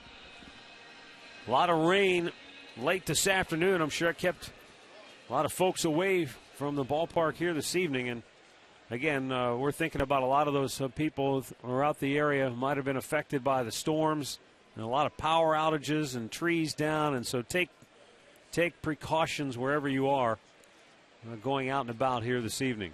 Esmail Rogers did a dynamite job for Toronto. His night is over after he really did 6 innings, allowing just 1 run. He did. And to finish up what you were talking about, it turned out to be a gorgeous night here. Edwin Encarnacion is 0 for 2. Bounced into a double play back in the fourth inning. Burley's over there saying, hey, I don't think you work quick enough. I'll tell you what, between the two of them now, the way we saw Rogers pitch tonight and the way we know Mark Burley pitches, we won't see him in the series. They have 2 of the fastest workers in the league. No doubt about that. That's position 1 and 1A. Yeah, that's no question. When it comes and to you know what? it I and like chucking it. I like it. You see what's going to happen. Get into your rhythm, and he did really settle in because they had a chance to knock him down a couple times early. Swing and a miss. He strikes him out. That's a half dozen Ks for Masterson, who continues to throw a gem here tonight. All right, tonight's injury report brought to you by Elk & Elk Serious Lawyers. For serious injuries, call 1-800-ELK, Ohio. Matt Kemp lost to the 15-day DL for the Dodgers, who've climbed within 2.5 games of Arizona in the NL West. Neil Walker, that's a tough loss for the Pirates. Very talented second baseman. Pittsburgh, I mean, it seemed like in the blink of an eye, they fell out of first place. They've lost 4 straight. Game and a half behind St. Louis now. Driven right center field. Long run for Stubbs to cut it off, and he won't get there. Well, he will, but not before the ball gets onto the warning track. And Lind into second base with a 1-out double. So it's the second double for Toronto tonight, their 3rd hit of the game. Was that like a backup slider there? That was a hard pitch to tell right there, but Lind drives it into the gap. So the 3rd hit, 2 doubles out of the 3. So a 1-out double, and turn it over to Rasmus now, who doubled starting off the 5th inning for their first hit.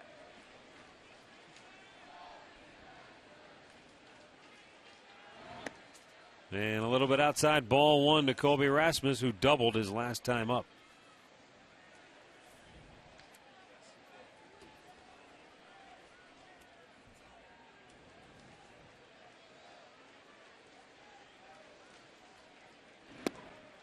Called a strike outside corner, 1-1.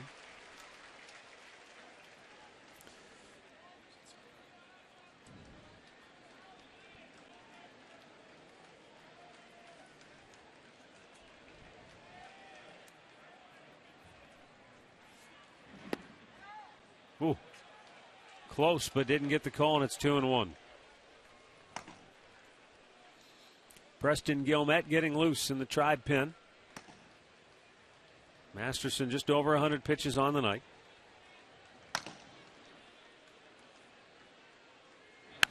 Ripped foul and out of play.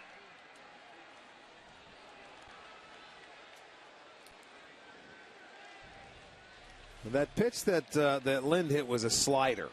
And you know what? I think right now, Justin, that slider doesn't have bite to it. He might be getting under it a little bit, or he may be getting a little tired. He's at 103 pitches, but it's not the break going down. It's underneath. I'd rather see him go at him with those good sinkers, the ground ball machine. Sliders have a tendency to go a long way when you hang them.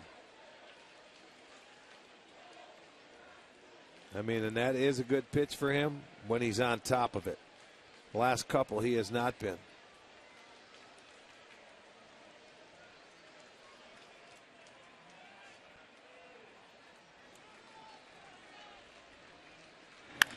Hit on the ground to Attaboy. second base. Jason Kipnis on the big bounce, grabs it, throws it, 2 down. Lynn slides over to third.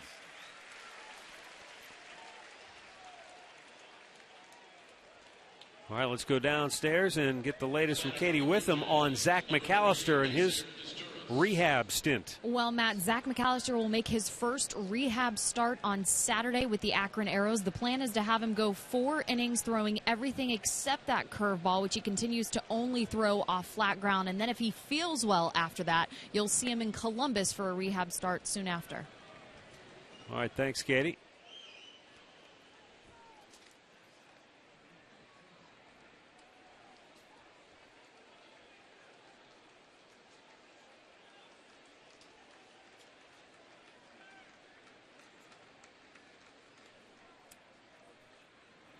Pitch outside.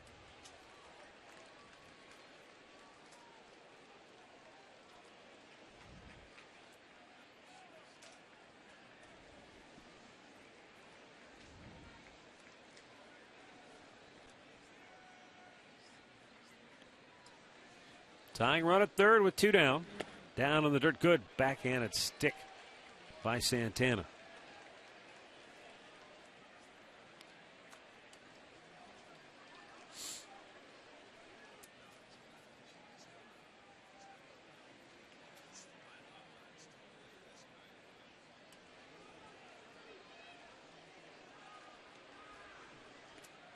The 3-0 pitch. Way outside and another good stop by Santana. That saved a run. That saved this should be a tie game.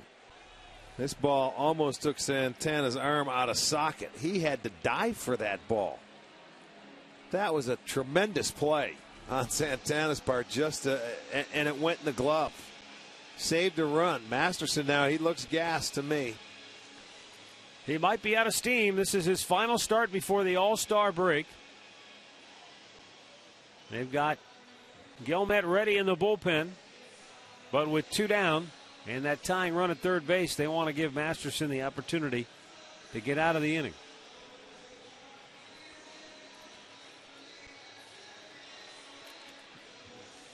Maybe it's just Myceres Torres. That's the second time he's walked tonight against Masterson. And now Josh Tolley, who is 0 for 2. And Tolley was up in a key spot back in that 5th inning with a runner at third and 1 out. And he couldn't get him home. Now he's got that runner at third and a runner at first and 2 out and takes a first pitch strike.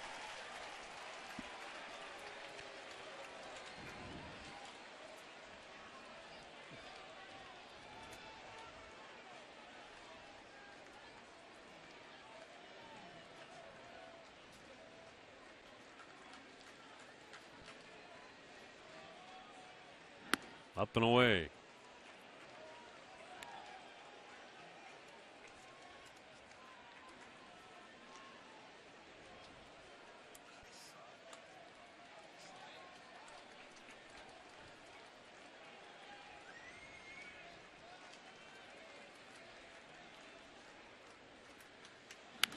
Out of play. 1 ball and 2 strikes.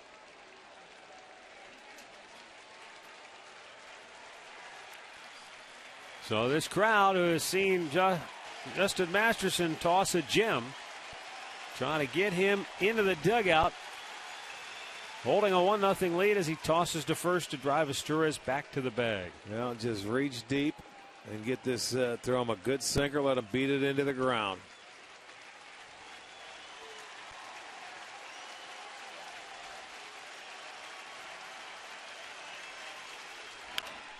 Out of play.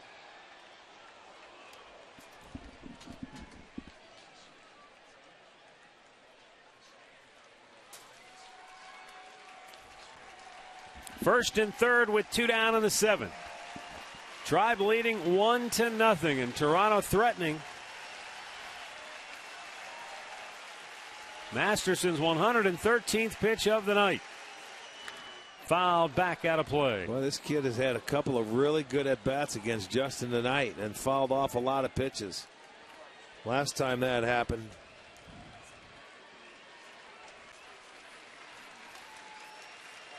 Masterson's season high came back on May the 13th when he made 118 pitches in a ball game. Missed inside to even the count at 1-2. That's the 20th pitch that Thole has seen tonight from Justin. He's fouled off 9 pitches.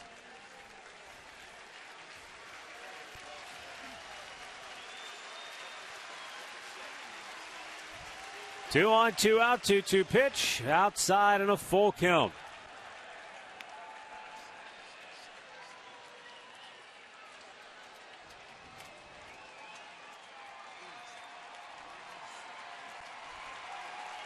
Emilio Bonifacio waiting on deck. Masterson's ready with a 3-2, and the payoff pitch is outside. Ball 4. He's walked 2 in a row. I think he's the problem done. for Terry Francona is, do you want to bring Guillemette into the game in a bases-loaded situation for his first appearance? No, this is Justin's gig right now.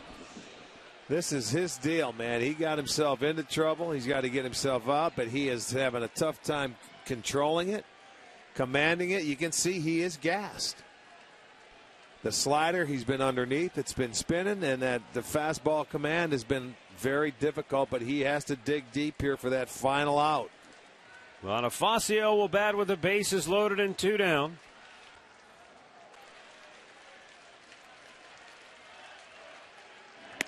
And it's outside, ball 1, and Santana's going to walk to the mound to talk it over.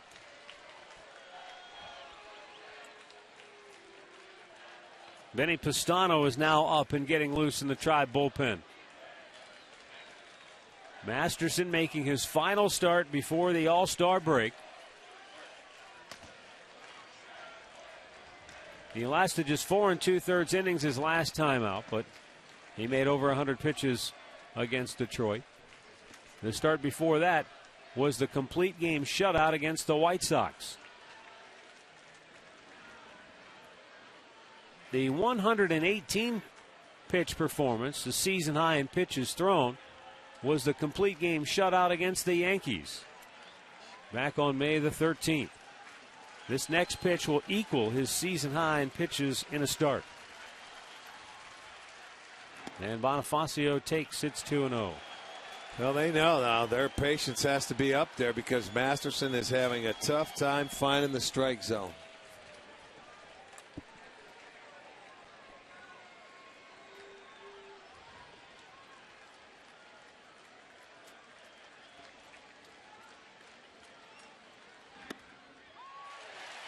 Called a strike. Bonifacio, big swinger. 17 of his 45 hits have gone for extra bases. The bulk of those have been doubles. 14. Bases loaded, 2 down. And the 2-1 pitch is ripped into right field, a base hit. Lynn will score the tying run. As Torres comes home with the go-ahead run. And the ball skipped past Stubbs. And going to second on the play is Bonifacio, as Toronto has now gone ahead 2-1.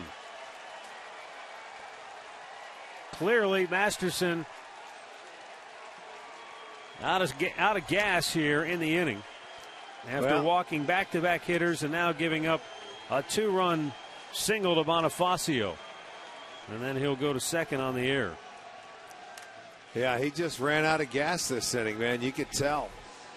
But once he got to that one point, you couldn't take him out for a kid to come into the ball game with the bases loaded. Masterson threw the breaking ball, and they get him.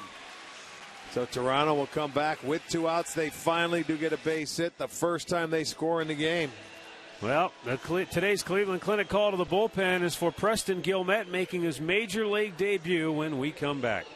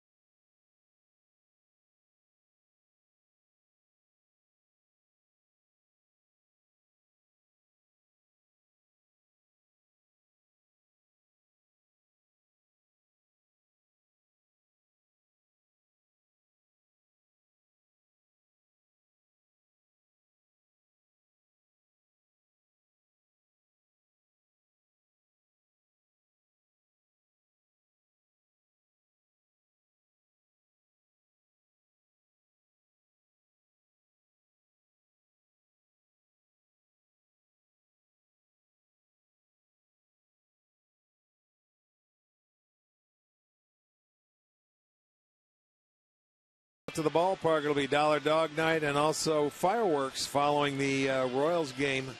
That's a 7:05 start. Dollar Dogs all game long, and fireworks after, set to disco music.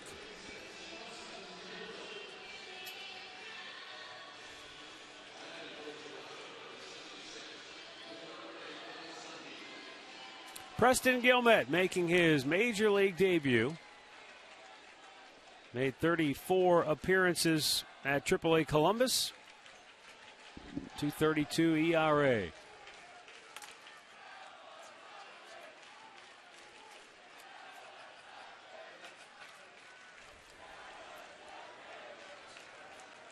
Preston was a 9th round pick back in 2009.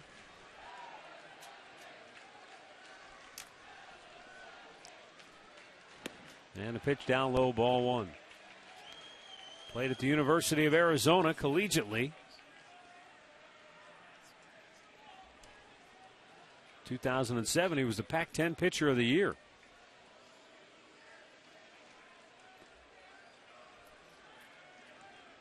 '22nd round pick of the Oakland A's in 2008, but did not sign. And the Indians got him the following season. He has quickly risen through the ranks. 2 years ago, he had 35 saves for Kinston. Last year, 24 saves at AA Akron.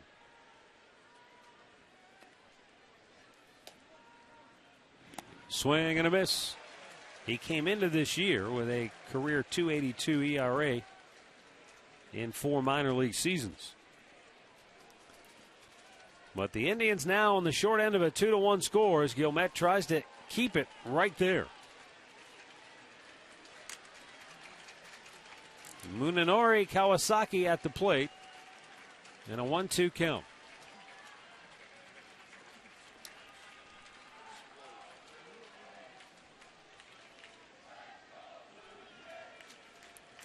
Kawasaki, when he was in Seattle, you remember, Rick, he was a guy that would run halfway out to the field with Ichiro when he would go to right field. Remember, he would run with him almost halfway to the outfield. And well, I know one thing. They really liked him in Toronto in the clubhouse. He was sent down not too long ago, maybe, 10 days or so ago. And he was only gone for 48 hours. Yeah, they wanted him back. An injury came about, and he came right back up. Down low, 2-2.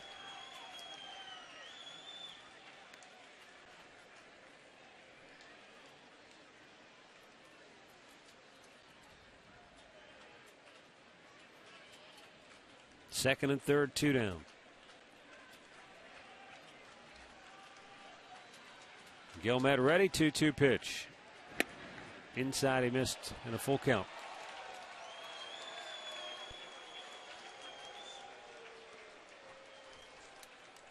Jose Reyes waiting on deck.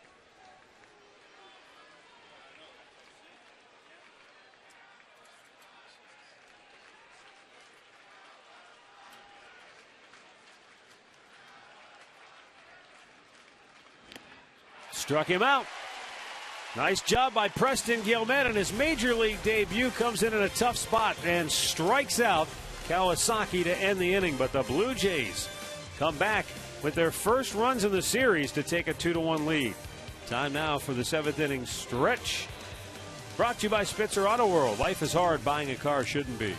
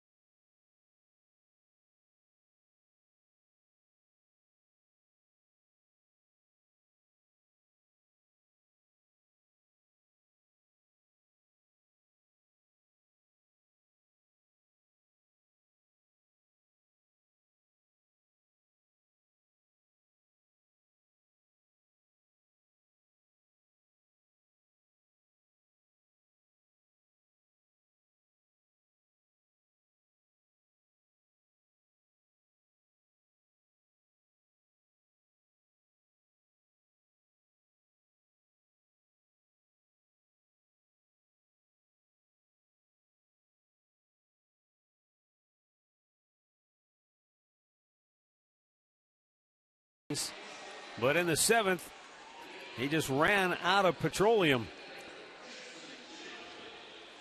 He sure did. After a couple of walks, it was clear that he was done, but the only guy they had up in the bullpen at that time was Preston Guillemette, and I don't think Terry Francona wanted to bring him into a game in his Major League debut in that situation. And Dustin McGowan coming on now for Toronto. Drive down a run. Today's Cleveland Clinic call to the bullpen. And Justin watches before he heads to the showers as Jason Giambi almost drilled one out of here. Yeah, but it goes foul. You got to come back and score. Let's go. One run's not going to win many games, so get that offense going. They've only been able to generate 4 hits tonight. Yeah, none since the 4 singles. 2-out hit by Swisher. They didn't hit much third last inning. night. So offensively, let's go.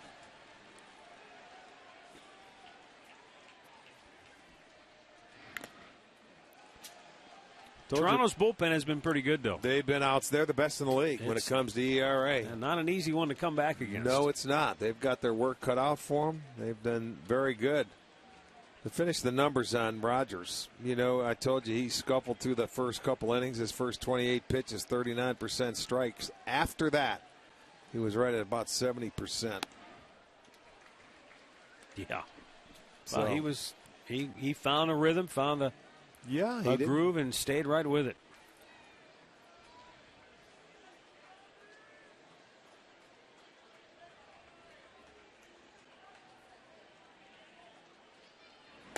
Strikes him out, 1 away. 8th strikeout for Toronto pitching now. You take a look at Rogers. There's the slider he had working. Threw that very well. He had his 2-seamer. The high 4-seamer was right there. That's a 2-seamer. He got the double play ball. He has good stuff. That's a big breaking ball, and you know he keeps you off balance. He's got a couple weapons to go after you with. Lonnie Chisenhall 0 for 2 tonight.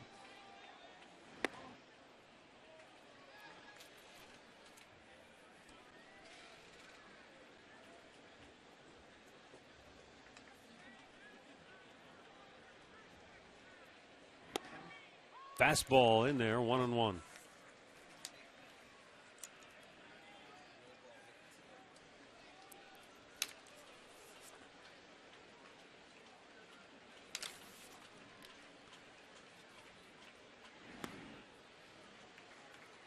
Two balls and a strike. Left-hander Brett Cecil headed to the All-Star game. Now getting loose.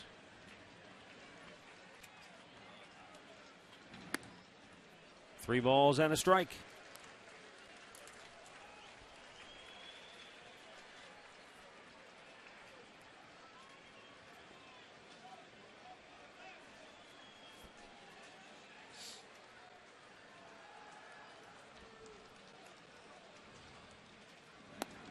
Ball 4. So the tying run is aboard here in the bottom of the 7th with 1 out. And Drew Stubbs coming to the plate. Your opportunity to secure the absolute lowest prices for next year's season tickets will be available at the season ticket holder event. It'll take place July 28th. Log on to triberewards.com.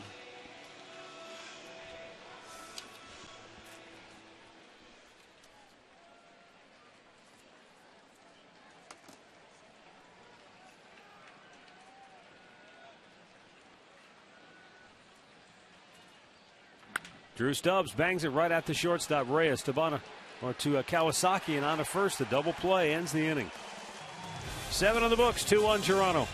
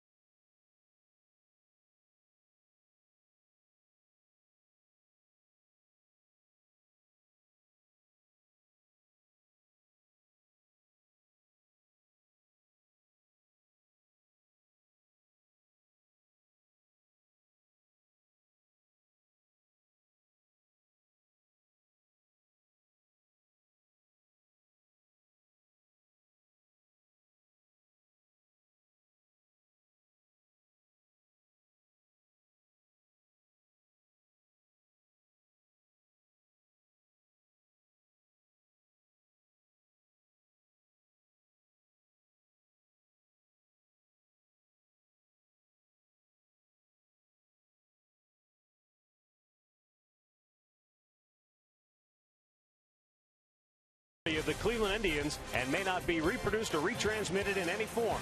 And the accounts and descriptions of this game may not be disseminated without the express written consent of the Cleveland Indians.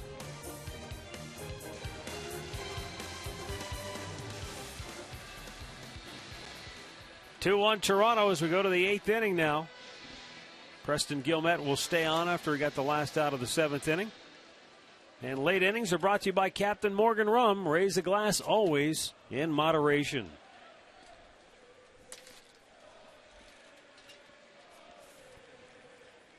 Jose Reyes leads it off, and he bounces one towards first. Swisher has it, flips to Guillemette. One away. As promised earlier, it's Miller time, brought to you by Miller Lite. Back in the 6th inning, Jose Reyes wrapped one toward the gap. He thought he had extra bases. Michael Brantley said, no, you don't. Yes, indeed. Cut it off, throws a strike right on the money, and Kipnis was shocked that he was sitting there waiting for so long. All right, we're going to make a pitching change here. Preston Guillemette out, retired the only 2 batters he faces, and now Vinny Pistano coming on when we come back.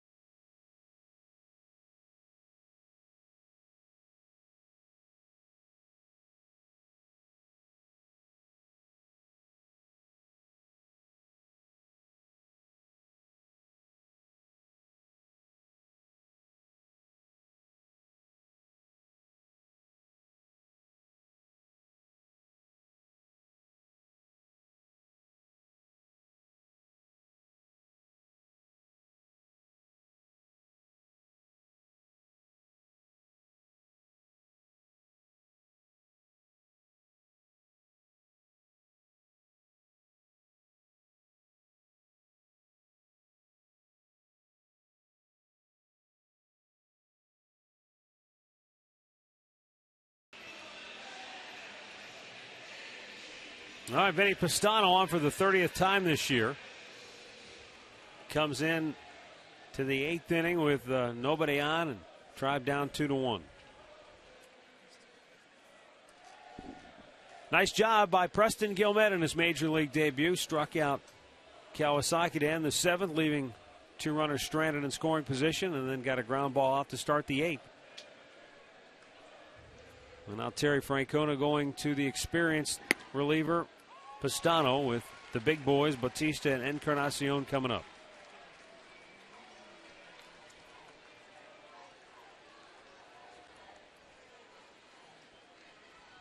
Swung on and missed. Good slider. And it's quickly 0-2.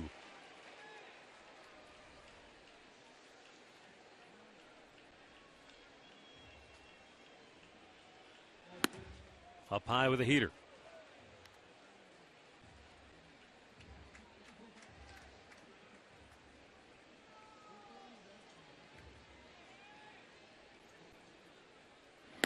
Outside with it.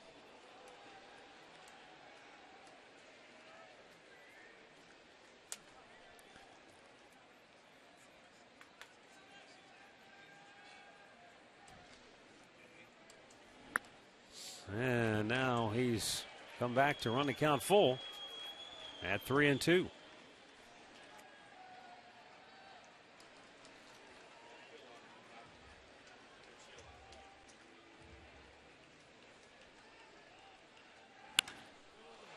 High fly ball, center field, and Michael Bourne will make the catch, 2 down.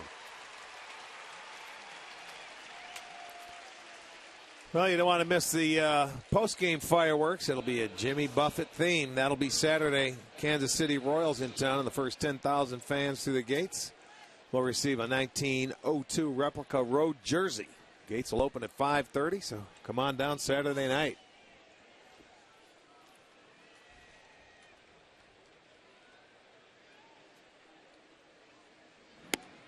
And the outside corner. A called strike to Edwin Encarnacion, who is 0 for 3 today, and now 1 for 5 in the series. Pop back out of play. It's 0-2.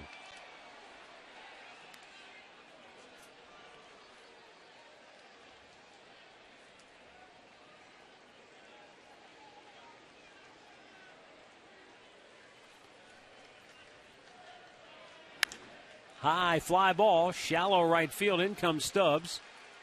He's there and makes the catch. The Blue Jays go 1-2-3. We move to the bottom of the 8th. Drive down 2-1.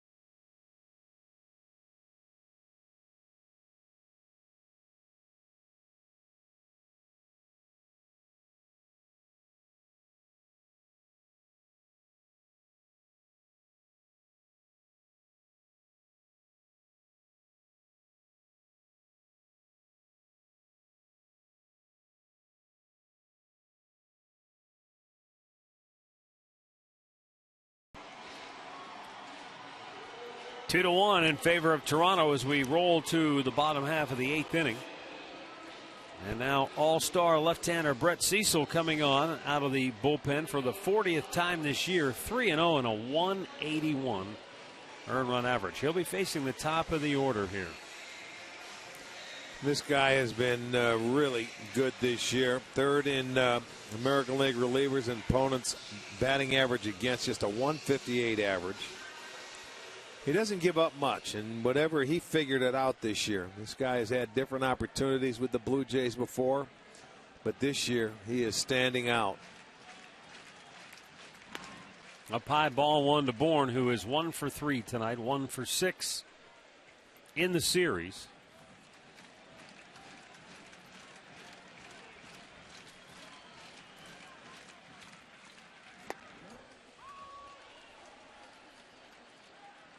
Michael 3 for 23 on the homestand.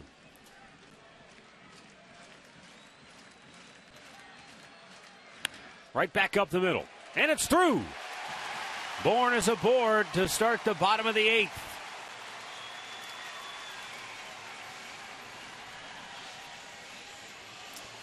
Well, Michael, he just finds a way, man, when he has to, leading off an inning, a way to get on base. That ball was inside. It tightened him up, but he got enough of it to get it through the infield.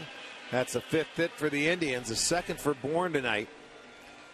So he's on the base and see if they can get something rolling. Asdrubal Cabrera has singled, struck out, and walked tonight.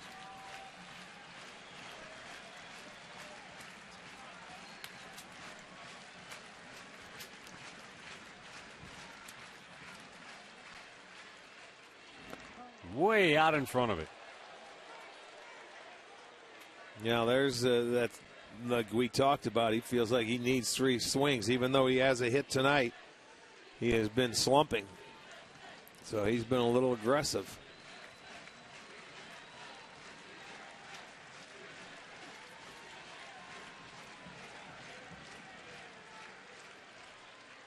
Bourne takes off. Got a great jump. Cabrera swung and missed at another ball in the dirt. But Bourne is now into scoring position with his 13th steal of the year. That's a big-time steal there off the left-hander. He wasn't going to waste. He probably felt that they were going to throw another breaking ball. They did. And Tolle, behind the plate, just couldn't come up with it. He picked the right pitch to go on. Straight steal, head down, no throw made. So now he is in scoring position.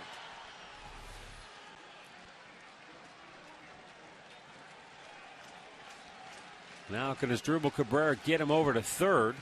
Well, right now you just fight. 0-2. You just try and put it in play now.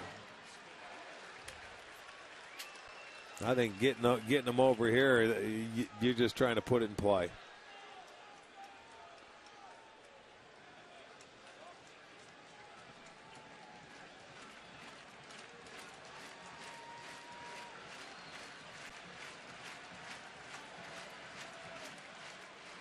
Upstairs, he's able to lay off, and they count 2-2.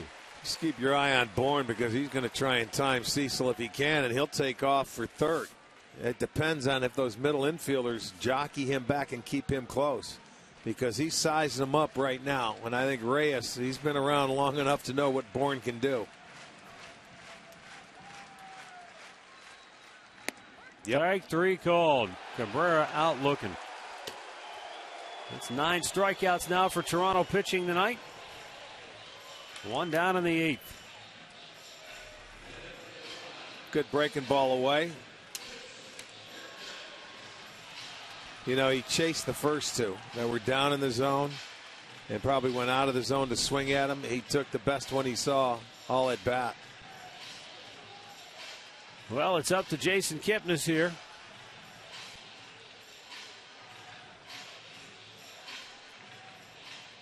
He is 0 for 3 on the night.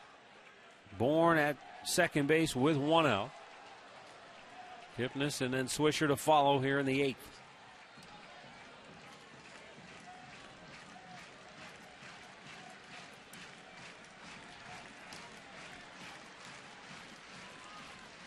Jason has batted .311 against left-handed pitchers this year. He's hit .286 against right-handers.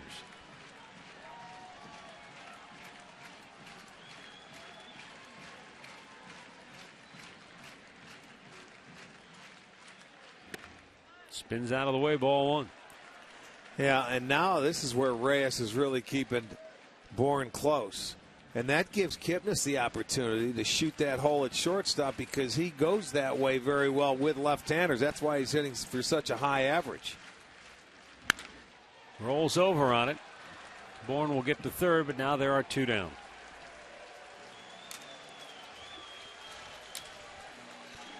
Here's the in-game box score brought to you by your Northern Ohio Hyundai dealers. Not much doing tonight.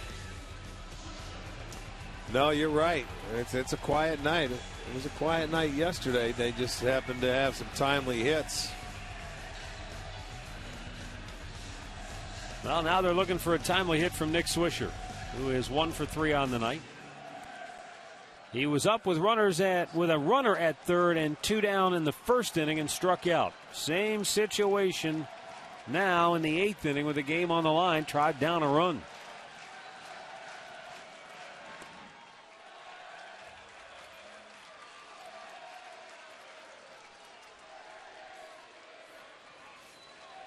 Neil Wagner starting to get loose. Swisher this year, 4 home runs from the right side of the plate, 5 from the left side of the plate. Fouled right back. 1-1.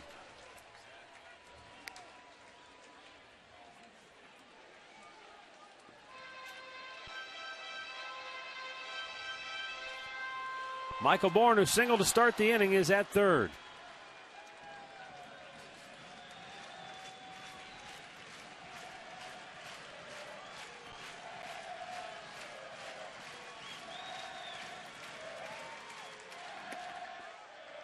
Close pitch. It's ball 2.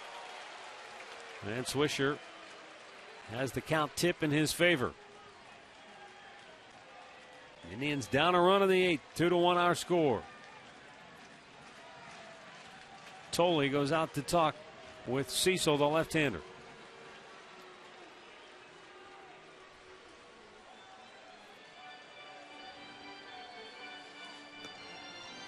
Joe Smith from the right side, Rich Hill, the left-hander, up. Detroit pulls away from Chicago. They're up 8-4 now against the White Sox.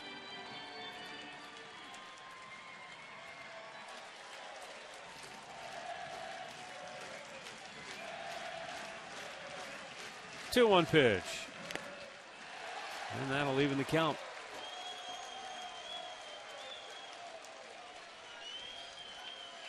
Pretty good breaking ball here from Cecil.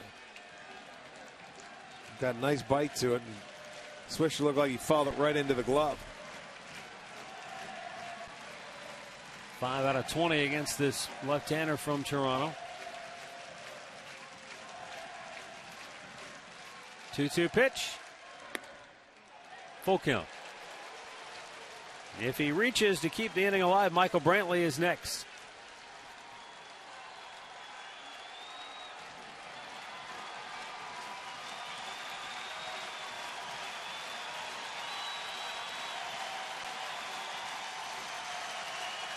Tying run 90 feet away. And a 3-2 pitch. Ball 4. It's up high, and Michael Brantley will get a chance.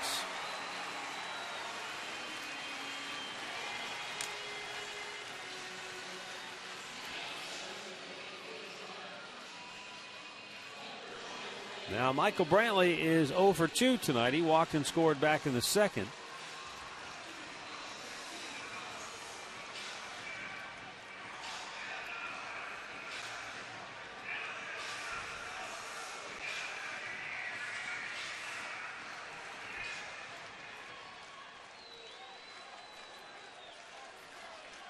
Brantley trying to deliver here in a big way now in the 8th inning. Tying run at third base. Go ahead run at first.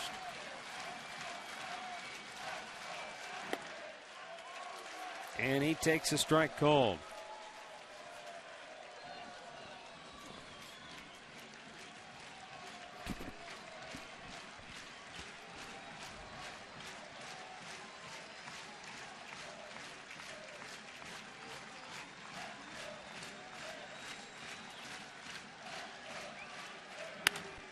Up the middle, hit the side of the mud, gets by Reyes. Tie game is born, scores. Swisher stops at second. And Michael Brantley delivers. He hit it hard. It hit the side of the mound. And maybe on that carom, it fooled Reyes as it skipped past him into center field.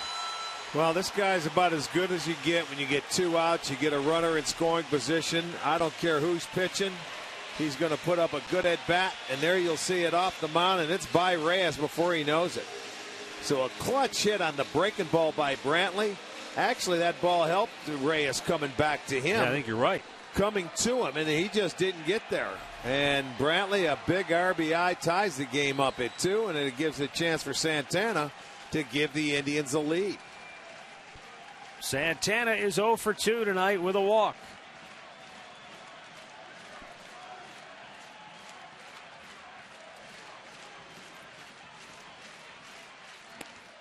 And a strike is called.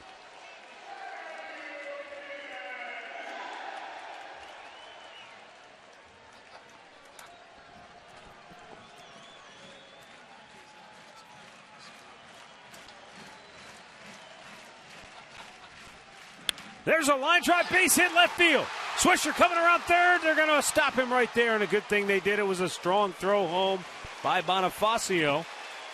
And the bags are loaded now with 2 down for Jason Giambi. Santana just hit that ball so hard that Bonifacio got to it quickly. He did. There's nothing. And I'll tell you what, Mills was sending him.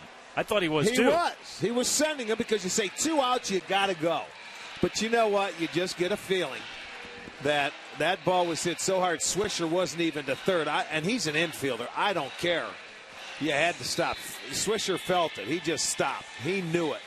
Yeah, he had no chance. He could see out of the corner of his eye that he had the ball and was cranking it up to throw it in before he got there. And I'll tell you what, he's going to make a move here with one of his best relievers with bases loaded. Well, the Indians had made a pinch hitter change. So Ryan Rayburn was going to bat for Giambi, and that's when John Gibbons decided he'll make a counter move. He'll go to his bullpen. Right-hander to face Rayburn. Bases loaded. Tie game in the bottom of the 8th when we come back.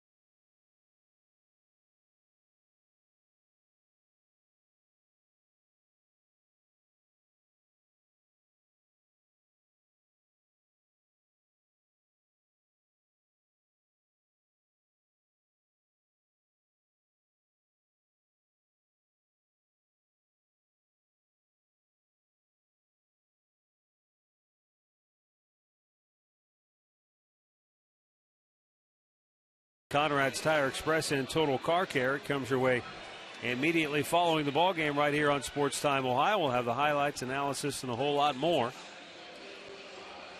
Right now, Toronto goes back to their bullpen. Neil Wagner, former 21st round pick of the Cleveland Indians back in 2005. He was the first player drafted out of North Dakota State since a catcher by the name of Tony Richards went to the Dodgers back in 1998. The Indians took him, as I mentioned, in the 21st round. And then the Indians dealt him to Oakland in 2010. Padres claimed him off waivers in 2012. And after the season in 2012, he signed on with Toronto, and he almost drilled Rayburn with the first pitch he throws. Well, he let it go, and it was 96, and it was up and in, and Rayburn just backed out of the way. And he's lucky his catcher caught it, because that could have went back to the screen. That's not a good first pitch if you're Rayburn. He's in there trying to untie this game with a base knock. Fastball at the knees, a strike. Command has certainly been an issue. When he was with the Indians in Akron back in 2009, he had 48 hits allowed in 61 innings, but he walked 32 batters. Struck out 69. Well, he has 6 walks in his 17 innings. But threw it by him with a good fastball at 97.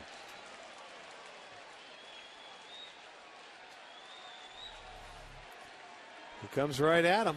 There it was. Rayburn's a guy. He'll catch up to that thing, boy. Pump another one in there for him. He'll catch up to it.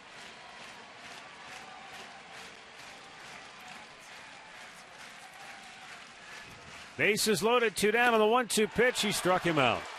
So the Indians come back and tie it 2-2 as we go to the 9th.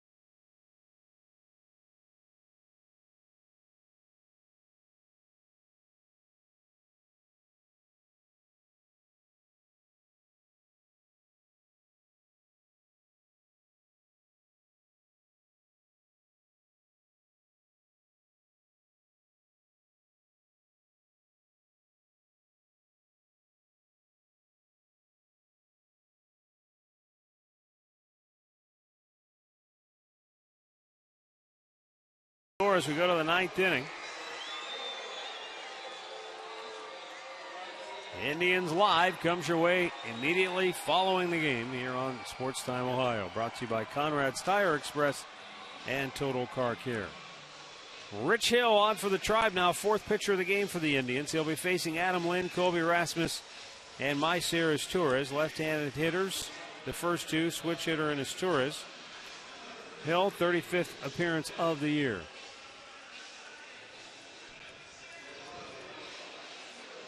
All right, this has been a low-scoring, good ball game all night long. It's going to come out to the bullpens. Toronto's bullpen rated one of the best. When you look at the ERAs, the Indians have been one of the worst. So we'll see if they can hang on at home. Try and get their second straight win over Toronto.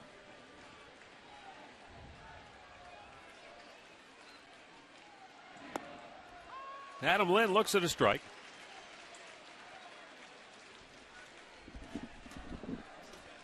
Two runs on 4 hits, no errors, 4 left for Toronto. 2 runs, 7 hits, 1 error, 8 stranded for Cleveland.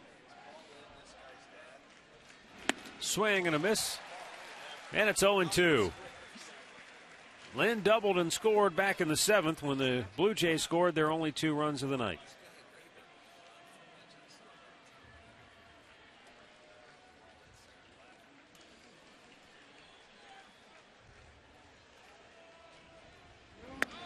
Strike 3 called. Lind rings up Lind is rung up by Hill, 1 down here in the top of the ninth. Yeah, he was sitting for that breaking ball. He gets the heater. But let's see, it's a fastball. It's in the zone there. I think Lind might have thought it was a little high, but it was there, too close to take. Colby Rasmus 1 for 3 with a double.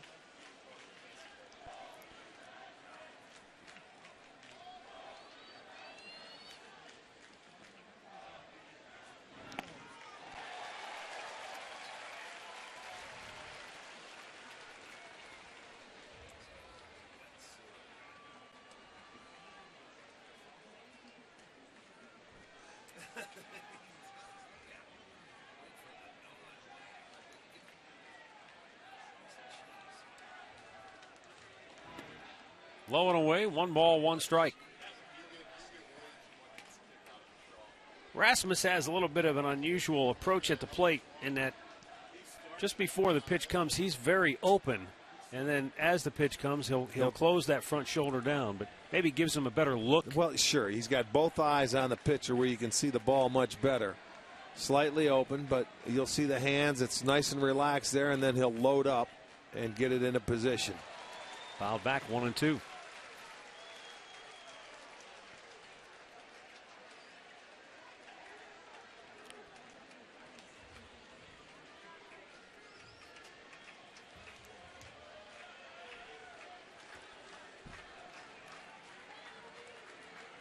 Santana wants it away. The 1-2. And he didn't get it away, but Rasmus fouled it straight back into Santana. That ball actually came right over the middle of the plate. Well, do you want it away? He missed his location by quite a bit.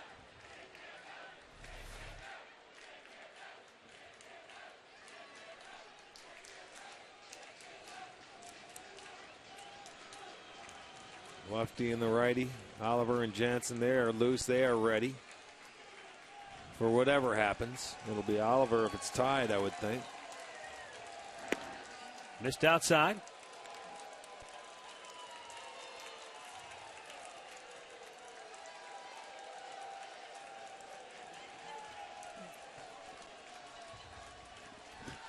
Those people haven't. It's like a college football game for them. They haven't sat down all night long. They have been loud. I'm surprised their voices are still holding up, man. And they were here last night in the same spot doing the same thing. Their voices will not bounce back by tomorrow's 12 o'clock game. You think they'll be down tomorrow on October 2? It'll be a section full of mutes. They won't be able to yell. And he walks him. How about that? He had him down on the count, but couldn't throw him a strike, and he walks him. So 1 on, 1 out for Maicer Izturis, who has walked twice tonight and scored a run.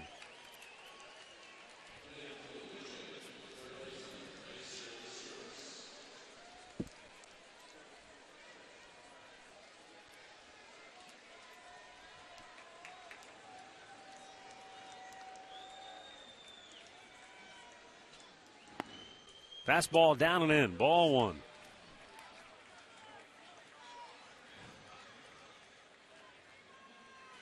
Joe Smith and Brian Shaw are up in the Tribe bullpen.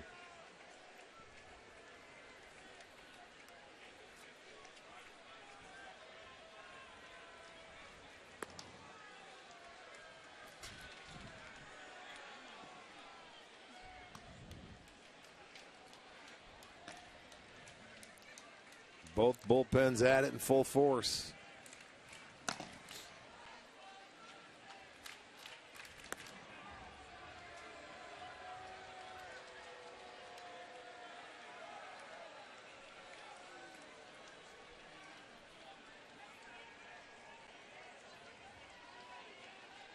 Izturis takes aim, and the 1-0 pitch from Hill is up high. 2 balls, no strikes.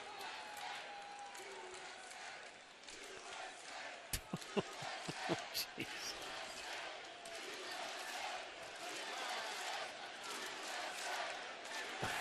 Now we're turning this into an international affair. Where are we at? The Ryder Cup? It's the miracle on grass.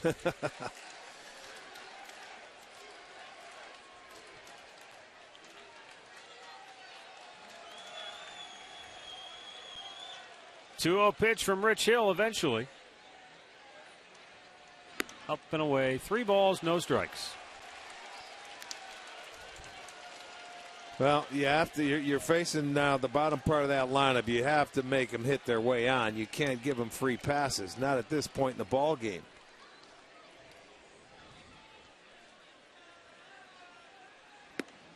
Bullseye, 3-1. I mean, he had the lefty down in the count, had an opportunity. Now he falls behind the switch hitter. Izturis 3-0. He's going to have to work his way back. Izturis a little better hitter from this side of the plate than he is from the left side.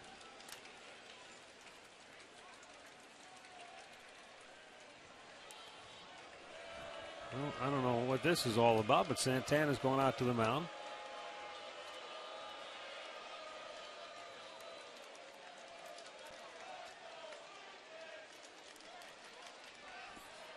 Wanted to make sure, obviously, they were on the same page.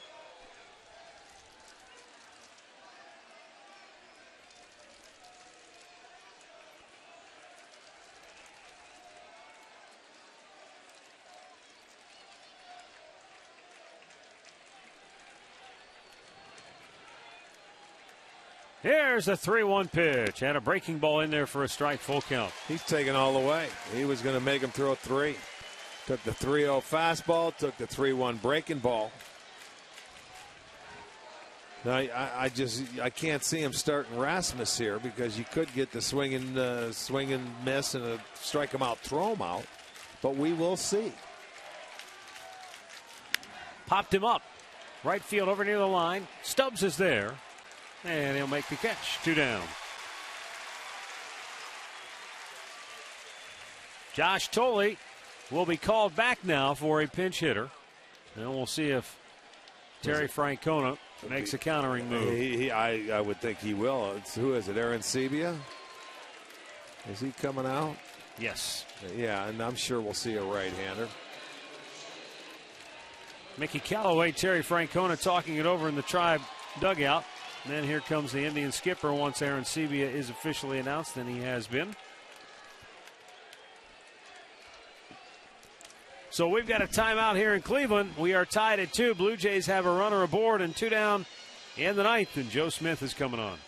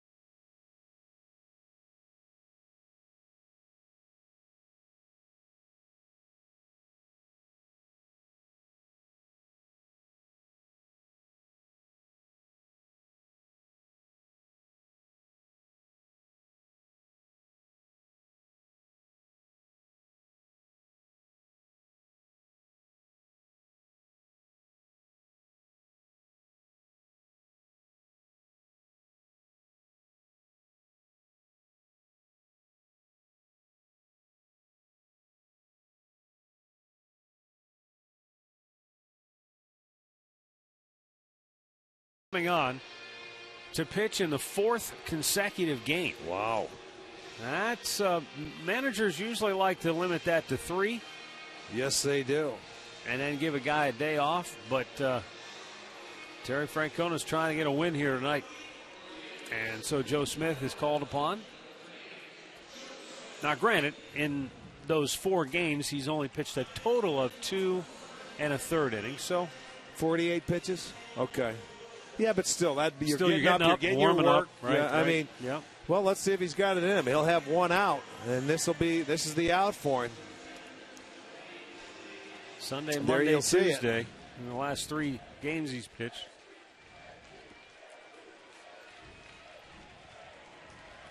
J.P. Arancibia with the runner at first and 2 down. And a line drive, left field, a base hit. Brantley over to cut it off, and Rasmus stops at second.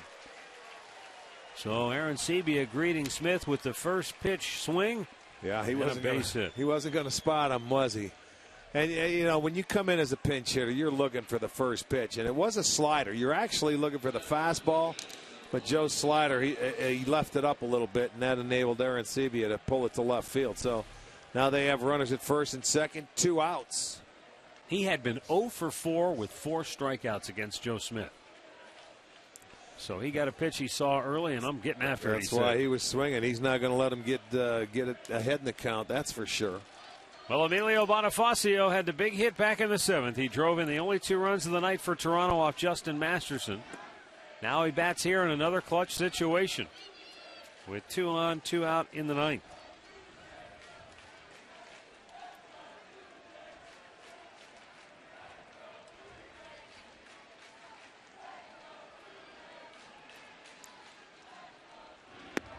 Over the outside corner. It's a strike called, and it's 1-1.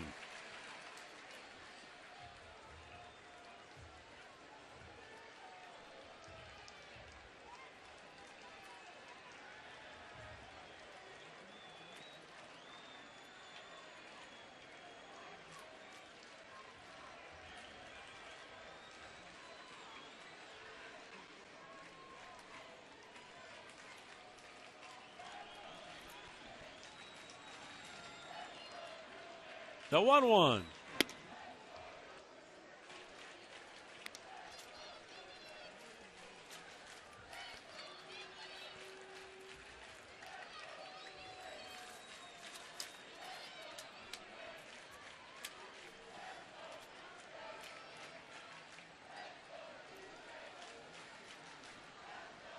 Smith, 2-1 pitch. Missed inside. 3 balls and a strike. And Munenori Kawasaki waiting on deck.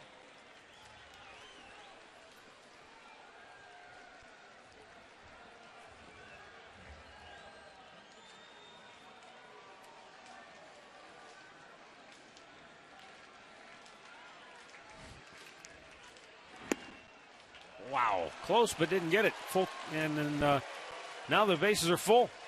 Rasmus to third, Arancibia to second. Bonifacio to first. A hit and a walk allowed by Smith. And now Munenori Kawasaki.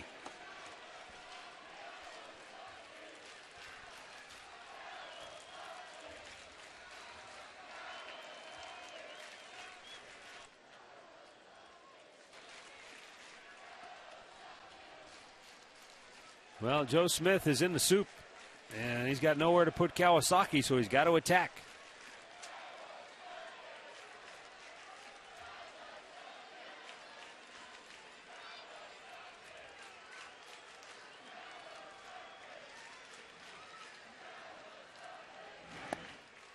And it's ball 1. Yeah, he's just having a tough time with command.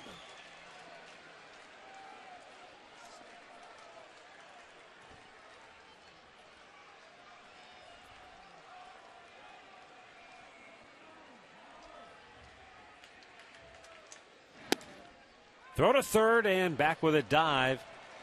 Rasmus. I'll tell you what, it was timing play. A little bit closer than it looked.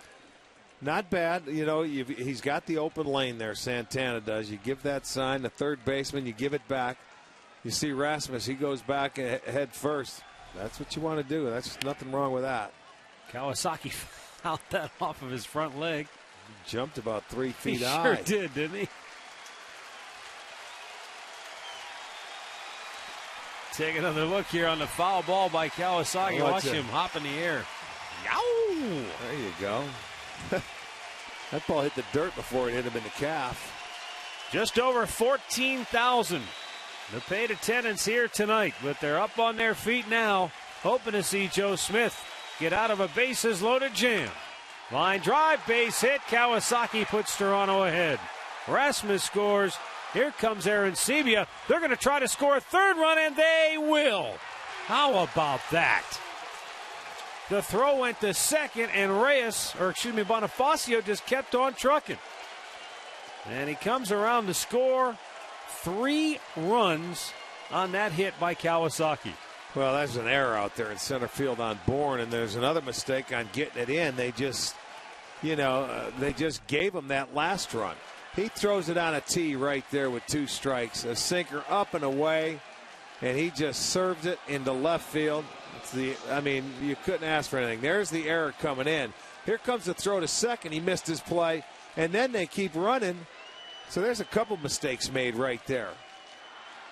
But 3 runs will score. It's a 5-2 ball game. 1 run will go to Hill. The other 2 are coming into Joe Smith.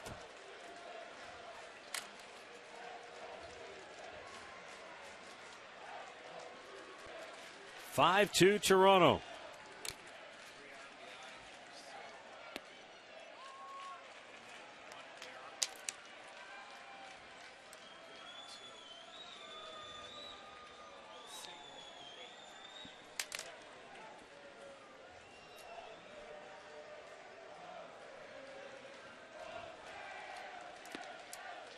Pitch outside.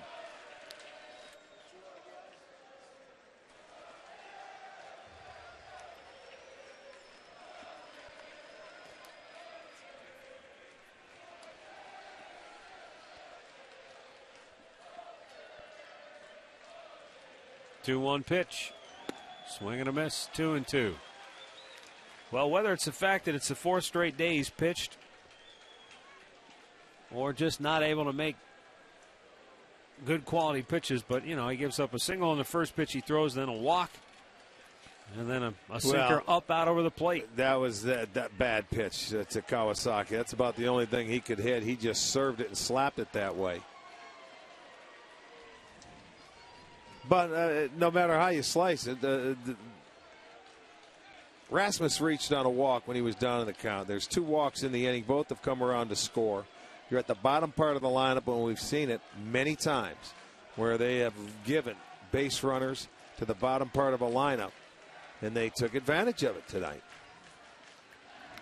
And hit on the hip was Jose Reyes. I can't see how he can leave Smith in here now, to be honest with you. You got to go get him, don't you? Well, I think he is.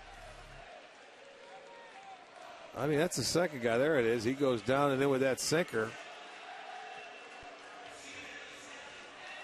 Well, it's been a bullpen blow-up here in the 9th. Rich Hill, Joe Smith, and now Brian Shaw coming on when we come back.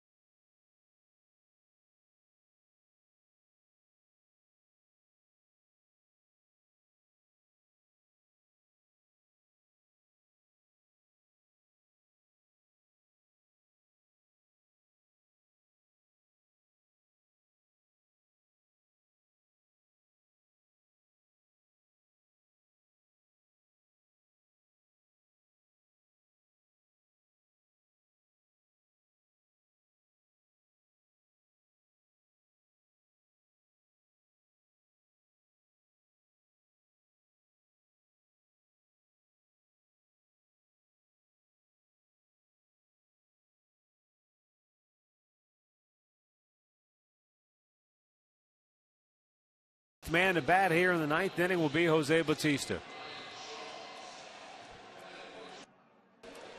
This ninth inning started with Rich Hill on the mound. It's been a nightmare night. He struck out Adam Lynn, then he walked Colby Rasmus, got Maiciras Torres to fly to right. And then Terry Francona made the decision. He had Shaw and Joe Smith both up. He chose to go with Joe Smith, who was pitching for the fourth day in a row. He gave up a hit, a walk, a two-run single, and then hit a batter. And now Shaw is into the game. And a strike called to Jose Bautista, who is 0 for 3 tonight and 0 for 7 in the series.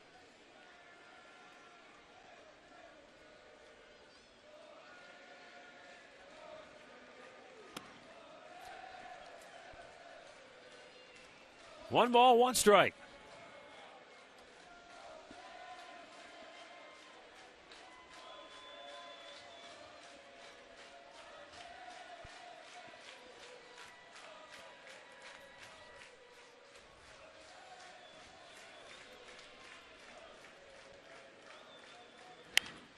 High pop, headed out of play, and it will fall into the seats.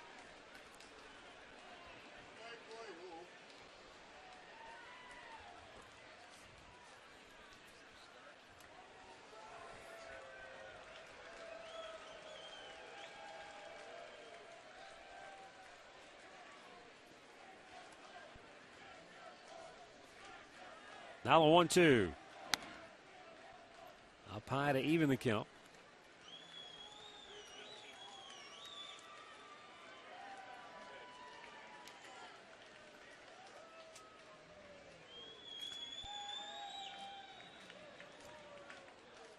Two, up high again. Full count.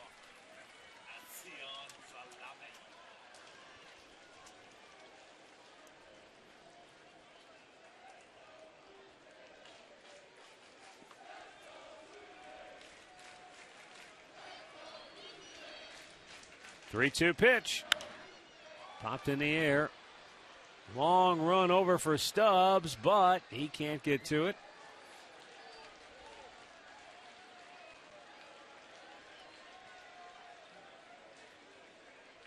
Count stays 3-2. In the bottom of the ninth, the Indians will be sending Lonnie Chisenhall, Drew Stubbs, and Michael Bourne to the plate.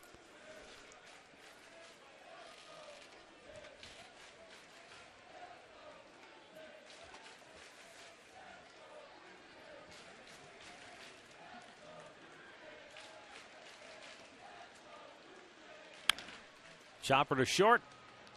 Cabrera will go to first, and that'll end the inning. But Toronto comes up with 3 in the ninth, and they lead it 5-2.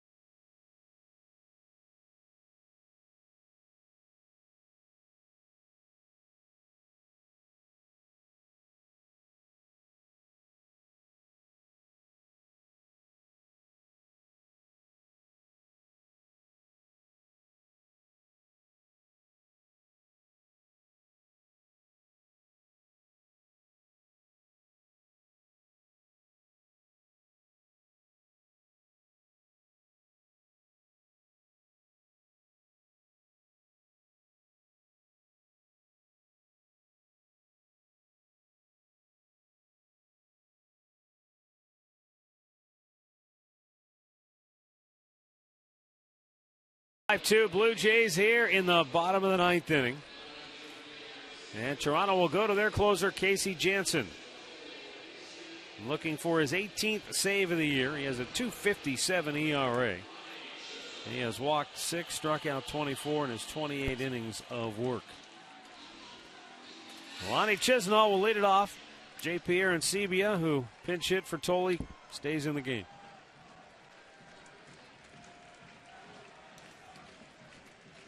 Chisenhall 0 for 2 with a walk.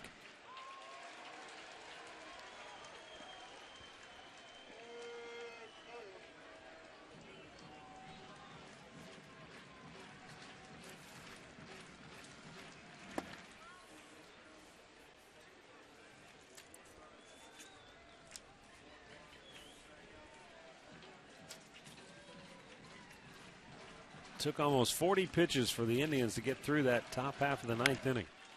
Chisenhall bounces it to first, and Encarnacion will flip it 1 down.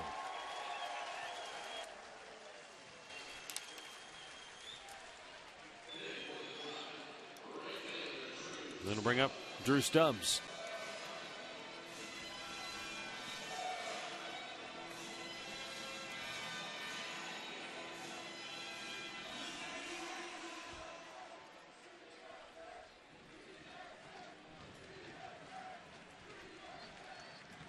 Series finale is tomorrow at noon. We'll have it for you on Sports Time Ohio. We'll see the Major League pitching debut of Danny Salazar. He'll go up against knuckleballer R.A. Dickey. 2 down here in the bottom of the ninth.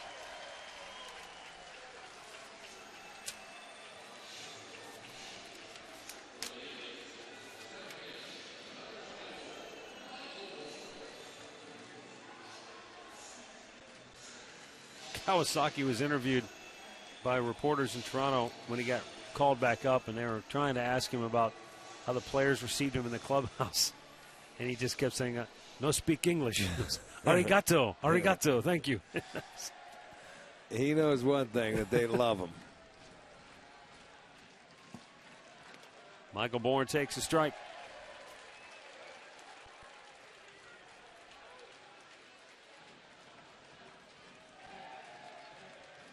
Now the 0-1 pitch. And Bourne will keep it alive for the Indians on a base hit.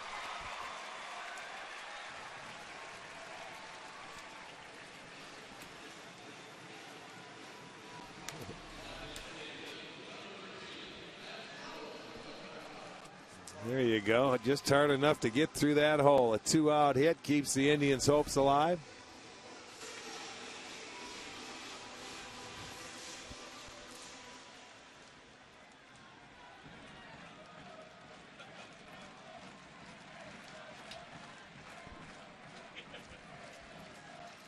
Bourne takes off, goes to second base as Drupal Cabrera takes a strike. Boy, Cabrera's really in a funk. 0 for 20 to start the game. He singled his first time up, but since then, a couple of strikeouts. He did draw a walk back in the fifth.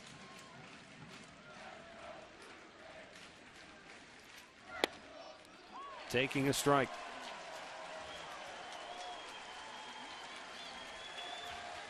And it's 0-2.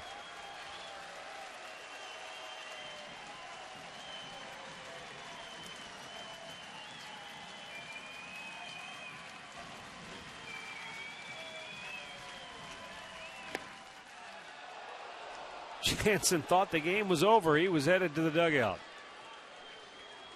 It was close, but it's a ball and 2 strikes now as Cabrera stays alive, just a bit off the outside corner. Teaser.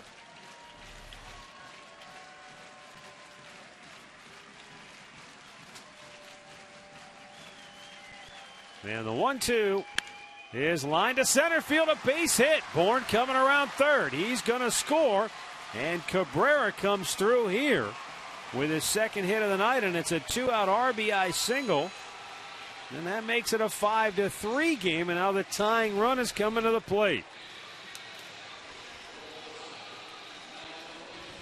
Well, that's certainly a good sign, and hopefully this is something that will start to get Asdrubal Cabrera rolling again offensively.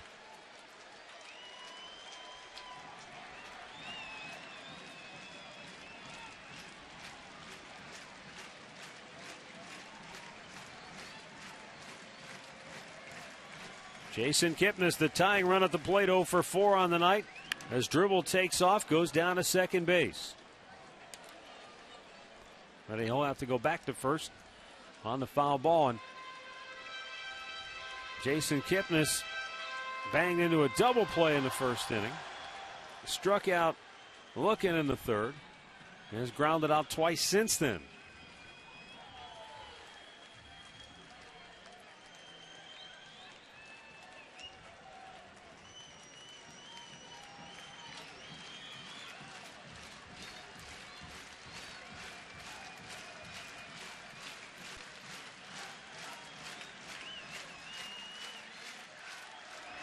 Inside, now Cabrera gets to second base.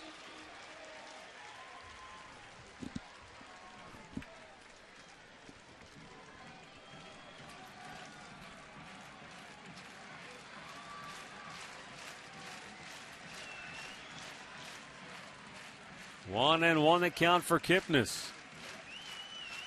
Jansen delivers, and he just tied him up. And Kipnis down to his last strike at 1-2.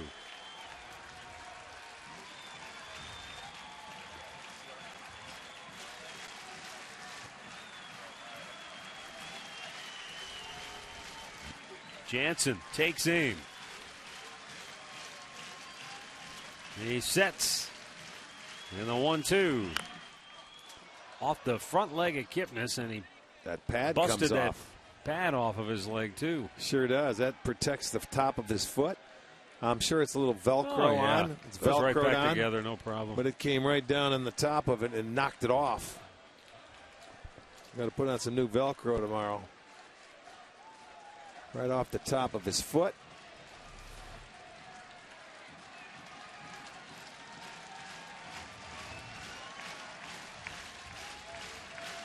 Cabrera at second base, tying run at the plate.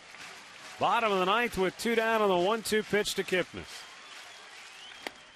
Close, but no cigar for Jansen, and it's 2-2. I'll tell you what. I was watching the top step of their dugout on this pitch. It was in. It gets called, and about 5 guys fell off that top step, and they walked back down. They couldn't believe it.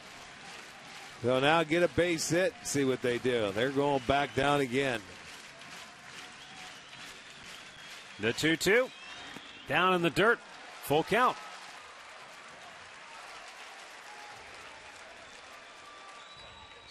Aaron Seabee out to talk with Jansen. Nick Swisher waits on deck. If Swisher gets to the plate, that would be the go-ahead run.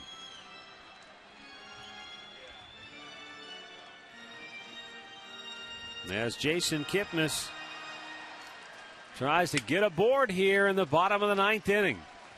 John Gibbons looking on here. Jansen's thrown 12 out of 17 pitches for strikes. Payoff. Chopped foul.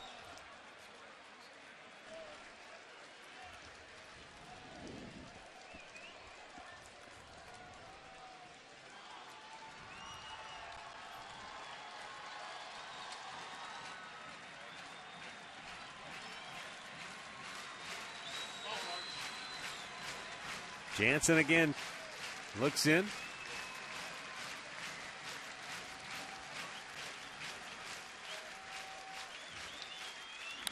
And again, Kipnis fights it off to stay alive.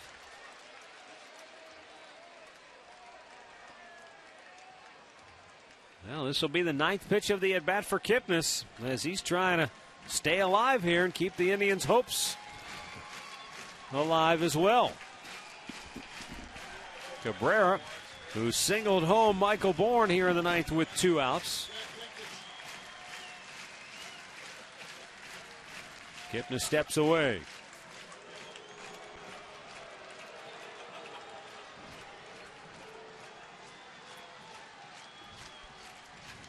Detroit leading Chicago 8-5 in the ninth in the Motor City. The set by Jansen and the payoff pitch. Ball 4. The tying run is aboard. Cabrera went to third on the pitch. And now the winning run coming to the plate in the form of Nick Swisher.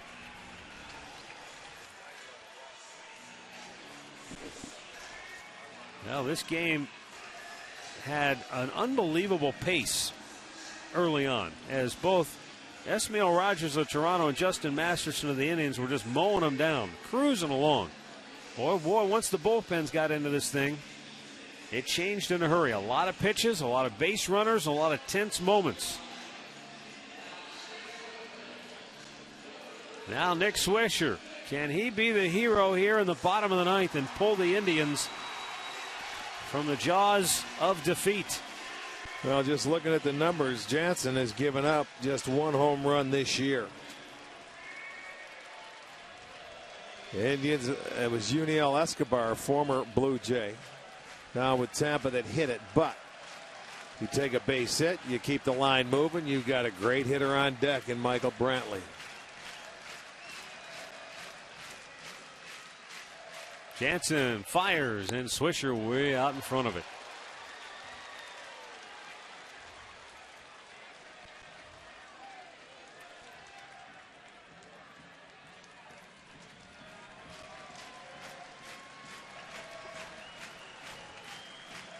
As Dribble Cabrera is at third.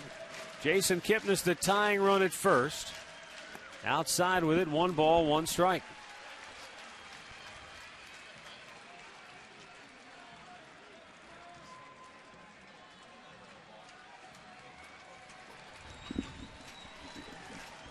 The outfield is straight away and deep. Jansen with a 1-1 now. Down low, 2 balls and a strike. And as Rick told you, Michael Brantley waiting on deck. You know, I'm looking over there to see at Kipnis and see if he might have an opportunity to steal a base here. You know, they're going at Swisher, it looks like, attacking him with the off-speed pitches.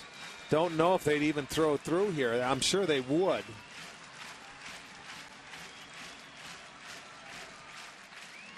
Three balls and a strike. Now there's no need to.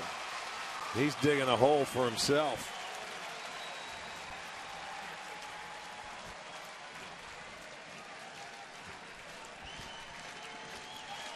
So the stage is set now, and the Indians fighting back here in the bottom of the ninth with a chance. Tying run at first, winning run at the plate. Jansen's 3-1 pitch is popped foul out of play in a full count.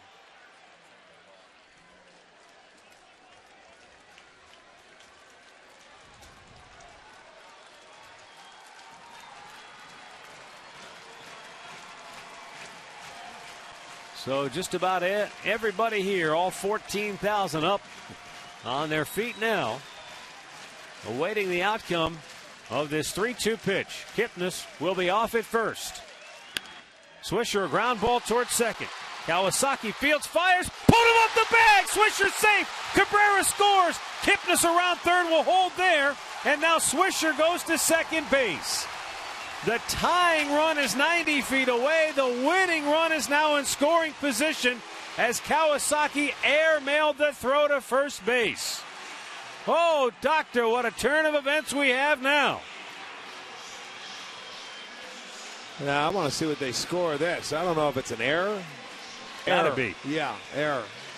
Keeps the inning going. He just got rid of it so quickly. I think he had time to probably set his feet and make a good throw, but in his haste, he threw it away, and John Gibbons is going to make a change here. He takes his closer, Casey Jansen, out of the game. We've got a timeout. Don't go anywhere because the Indians are one hit away from winning this thing now.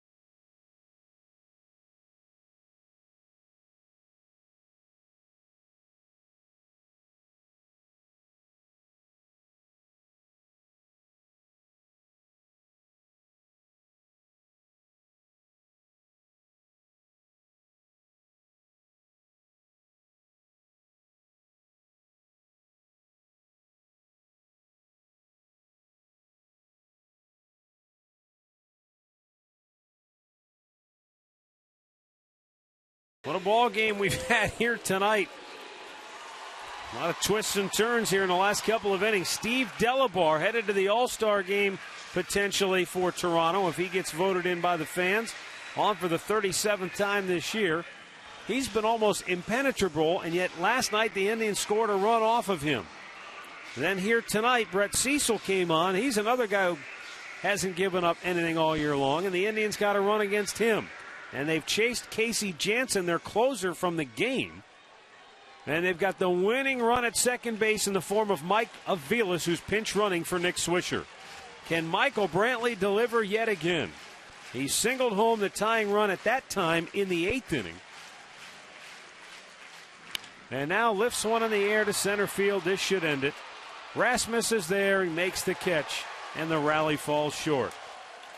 So 5-4 is the final score. Toronto wins it to even the series at a game apiece. The Blue Jays go to 44 and 46. The Indians fall to 47 and 44. As Toronto hangs on for the victory. Time for our key play of the game, brought to you by KeyBank. Well, you look back into this 9th inning, and it's a big play. He had 2 strikes on him. Joe Smith leaves him up a pitch that he can just slap the other way, and he does just that. Couple runs, he will drive him in, and then the error here allows the 3rd run to score, and that ended up being the big run of the ball game because the Indians came back and scored 2. So that's going to be our KeyBank key play of the game. Proud to be the banking home of the Cleveland Indians.